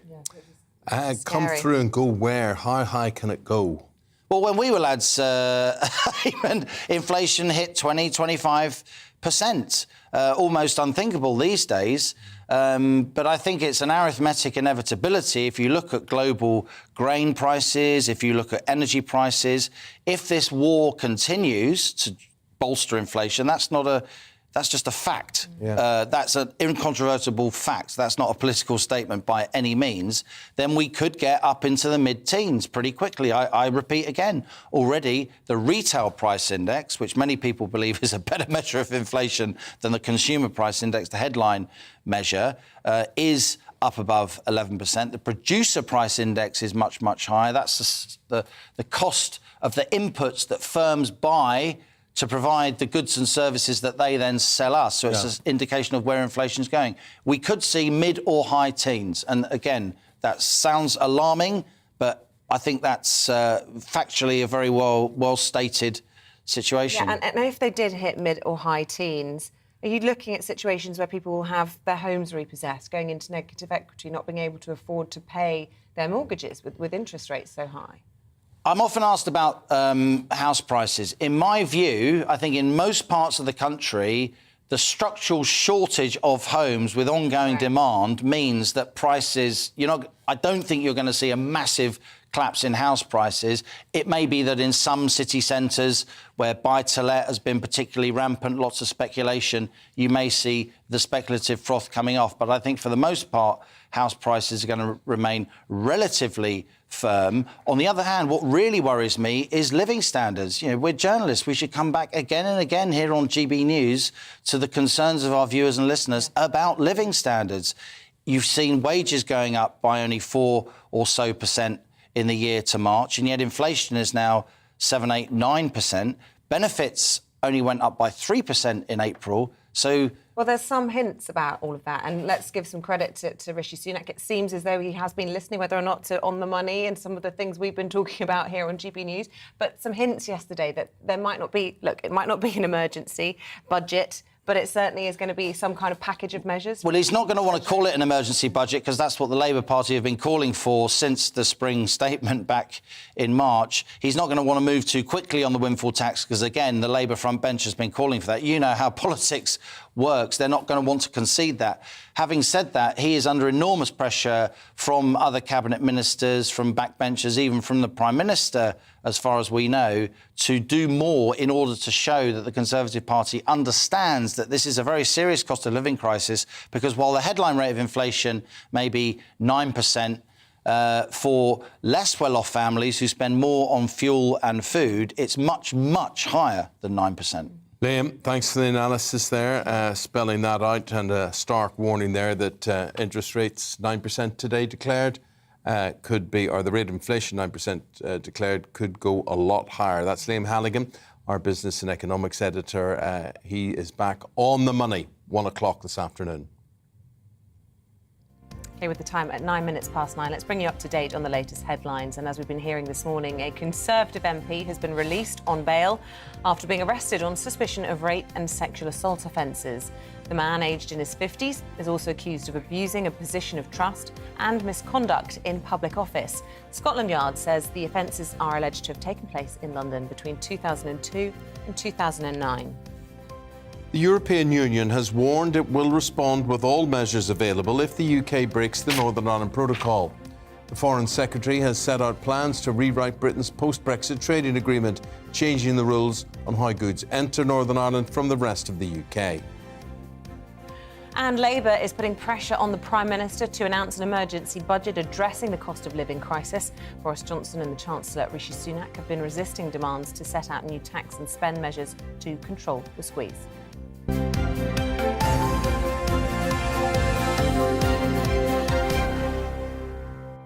Now, we've got a very interesting medical human interest story, showbiz story combined all in one here. When the Only Way is Essex star Amy Childs came across a father and a daughter on social media, she felt she had to get in touch to tell their story. Robin Emerson's daughter, Georgia, suffers with epilepsy and says using medicinal cannabis can help with her symptoms. Well, Robin and Amy have now joined forces and they plan on taking a petition to the Prime Minister, and that petition calls for access to cannabis on the NHS. Well, Robin is here in the studio, and I'm pleased to say Amy joins us as well from home this morning. A very warm welcome to both of you. Robin, I want to start with your story. If you don't mind holding on, Amy, I just want to first of all hear about your daughter and her situation and how you discovered that medicinal cannabis could be just the thing. Well, Georgia was born with a rare chromosome deletion, and then from that rare chromosome deletion, we found out that Georgia had this severe form of epilepsy. So Georgia started having their seizures at 10 months old, and from that just started to increase. So when things were really bad, Georgia had 30 plus seizures a day. Gosh. And it was literally 999 calls every other day, and then it resulted in Georgia being in intensive care on 2 separate occasions. When Georgia was in intensive care on the second occasion, then the hospital in Belfast actually told us to take Georgia home to die, and that there was nothing more that they could do for her. How old is Georgia? She's 6 now. She's 6 now. We've been down this road before with cannabis access in Northern Ireland again, actually, with that. Has nothing progressed? Unfortunately not. You know, it's a pure cost issue? It's a number of issues. So Georgia started her treatment now 3 years ago privately. And thankfully, a private company, Tilray, stepped in to start to fund Georgia's medicine, because a lot of these parents were paying over £2,000 per month. And that's what I was paying at the start. And the government, from their position, they're going, we changed the law, we did our bit. They're standing back now from it and going, we can't do it, it's down to the NHS to implement this. But that's not correct at all. There's so many things the government could do. For example, allowing GPs to prescribe. So GPs have actively asked, why can we not prescribe this? We can prescribe every other drug, any drug, but can't prescribe medical cannabis. Well, Robin, let's bring in Amy, and presumably you've become friends through this whole process. Yeah. Amy, good to see you. Just tell us a little bit about how you ended up being an ambassador in all of this for Georgia's Foundation. First of all, good morning. So basically, I was on social media and I come across Robin's story. And I think me, being a mum, 2 children, it was just so heartbreaking, obviously, for Georgia, and then obviously looking at Robin's story as well with Georgia. So obviously, me and Robin, it was going back and forward. And I said, you know what, I want to, I think we should talk to each other, and let's really try and get this ball rolling. And like I said to you, I'm a mum of 2 kids, and what Robin's been through, I just my heart goes out to him. So you reached out, you made this connection, and you've become sort of a celebrity face for that foundation. And now, you're going to try and take this petition all the way up to number 10? Yeah, that's our plan. Hopefully, Robin, in the next couple of weeks, that's what we'll be doing. But like Robin just said, Eamonn, I know you're a granddad now. You're a dad. Obviously, me with the kids, for the doctor to say to Robin, go home and your daughter will die at home. As a parent, it would just be your complete worst nightmare. So obviously, me and Robin, we've joined together. And we're just going to really try and change. Yeah, obviously, what we want to do is we want to obviously get the NHS to start prescribing, obviously, medical cannabis. And that's the aim that that's what we want to do. A lot to change, Amy. You say, you're going to change things. There's an awful lot. Yeah, there is a lot to change, but I do think we could definitely do it. I'm very positive, and I'm very confident. Obviously, Georgia's story, not only, Georgia going through it, there's so many families, obviously me and Robin speaking, that are going through the exact same. So that's probably my role now, is to, obviously try and change, obviously my social media platform, get the petition signed, and hopefully, fingers crossed, we can change it. Sometimes, Robin, medics will say, or these licensing boards will say, oh, but it's the side effects of these things and they're somewhat untested and whatever. But if someone was to see your 6-year-old daughter have a seizure, have a fit, surely that's all they would need to see, isn't it? And then how this would calm her down. Well, that's what I would always say. People go, there's not enough evidence out there. Georgia's the evidence. Yeah. If you have a child that a clinician has said there's nothing more we can do for that child, take her home to die. The worst thing that any parent can ever be told. Yeah. And then I go out, I find a solution. Georgia's on that 3 years now. and George is thriving and doing fantastic and a happy child. Yeah. So, you know, that's the evidence base that's there. And even her GP, any side effect couldn't be worse than that. Well, exactly. Yeah. Exactly. You're prepared to take the risk. Exactly. But Robin, how do you pay for this then? You talk about being able to get access to it privately and if people want to do that, but, you know, we're talking about a cost of living crisis all through the programme today. It could bankrupt some families in a similar situation. I don't know, even if it's affordable for you long term. Yeah, it has. But for some of the families, it's been horrendous. So it has. There's one family in particular had to sell their home. They continue to get their treatment for their children. A lot of these families are just relying on fundraising, and obviously, as you said, with the cost of living crisis now, then fundraising is becoming more and more difficult for people to have to do. So, you know, they're really relying on the government to step in now and realise that, you know, what will result is one of these children will end up dying, unfortunately, because the parent can't keep affording to pay this privately, and that's what will happen. Well, good luck to both of you and whatever you've got planned ahead. Robin, Emerson, thank you very much. And Amy Childs, nice seeing you again. Amy. And good luck, Amy. Cheers. Thank you. The time now is 17 minutes past 9. Kinsey Schofield with the latest showbiz news after the break, including why. Well, why after the shooting tragedy, Alec Baldwin's film Rust will now be completed. All the details in a moment.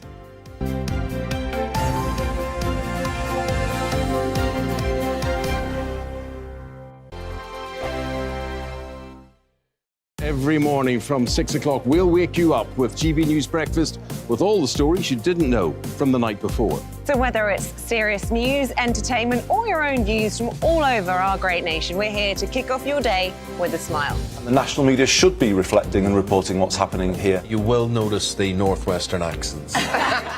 Whether you're with us on TV, radio, or online, every morning, it's breakfast from 6 a.m. Hope you can join us.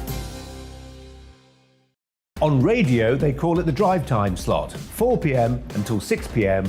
as listeners head home. It's that part of the schedule when the dust of the day's events begin to clarify, and we try to make sense of it for you. Brazier is drive time for radio and TV. It's fast, it's punchy, it's opinionated, there's a Brazier angle and a little bit of levity. That's the question. That's two questions, actually. That's Brazier, Monday to Thursday, 4 till 6 on GB News.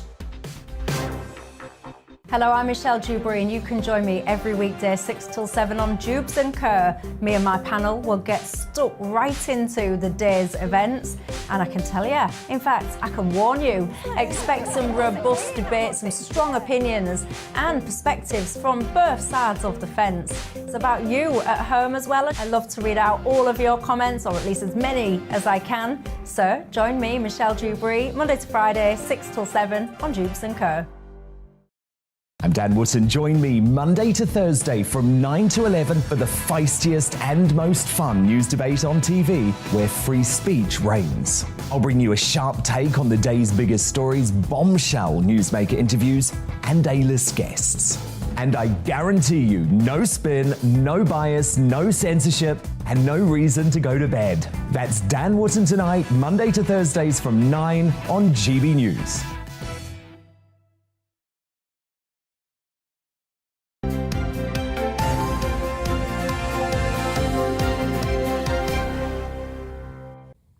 Welcome back. It's 9:19. Time to take a look at the biggest showbiz gossip with Kinsey Schofield joining us from LA. Good morning to you, Kinsey, or should I say good evening where you are. Bring us up to date on all the latest. I mean, this story about Alec Baldwin's film finally being completed. Well, I just can't believe this one. I just can't believe that when someone loses their life on this, that you just would have thought they would have put this film in the bin. But no, it's going to theatres. I completely agree with you. Now, it has not been completed yet. This was a comment that was made at the Cannes Film Festival by Angel, and pardon me if I pronounce his last name wrong, but I think it's Nagam. And now the Santa Fe County Sheriff's Office, they are still investigating this death. And the producer says he's confident that they will complete the movie after the Santa Fe County Sheriff's Office, after they come up with their investigation and they determine what exactly took place and who's to blame. Alec Baldwin has been saying for weeks now that Rust is going to be completed and they want to see it come to fruition. But I agree with you. I think that this is really tacky, and somebody lost their life. Not only that, but there were so many complaints by the production staff prior to the death on set that I'm really surprised that they could actually see this film come to fruition. Yeah, well, I mean, maybe they'll dedicate it, to her and they'll try and sort of gloss over it in that way. But I agree, it does seem a bit tacky. What about Harry Styles' accent? He's just done an interview with Radio 1 legend Zane Lowe, and it's another member of the original lineup. What's the boy band called? One Direction, who's doing a weird twang of an accent. I love that you looked at Eamonn like he is our One Direction expert on the set. He's got this, don't worry. It reminds me of Madonna. Do you remember when Madonna was your neighbor for a little while and she came back to America and she had an English accent? I love when people... Yeah, she was married to Guy Ritchie then, yeah. I think that's so funny. And see, maybe you're right. She was married to Guy Ritchie. Perhaps this is because Harry Styles is dating Hollywood actress Olivia Wilde. Okay. Also, he's in a new movie called Don't Worry, Darling, where he has an American accent. So perhaps he is method acting, taking it to the extreme. Should we take a listen? Kinsey, let's listen into his strange accent and then pass our verdicts. There's something wonderful about being in this afterglow in Palm Springs, which is, I'm sure, how you feel a little bit after these two amazing headline shows. Doing shows is my favourite thing to do, in the world. If I'm going to put something out, whether it's a show or an album or a song, I want it to be perfect. That's why I said you did it on text, because it just felt like the only thing I could say. You did it. It's really easy to be when it stops being fun, I'll just stop doing it. I don't think it's that bad. No, I don't. Zane Lowe's obviously got a Kiwi accent, and I was thinking, is that Harry? But sounds all right to me. I've just killed the story. I recognize his singing voice. I don't know if I would recognize his speaking voice. No, I think he just sounds like, I just want to look at him. Isabel, please don't judge me. As long as I can look at him, I'm fine. You don't need to talk. Just look at him. I hear you. Should we move on? So Chris Rock's in demand, isn't he? Chris Rock. So basically, come the Oscars next year, they're saying he could be the host. Oh, yeah. I mean, they're saying that after that slap, ratings went up 58% for the Oscars. So, of course, they're throwing his name in the hat in regards to maybe coming back and becoming the host next year. They're saying it could be Hollywood's biggest comeback and a slap in the face, get it, to Will Smith.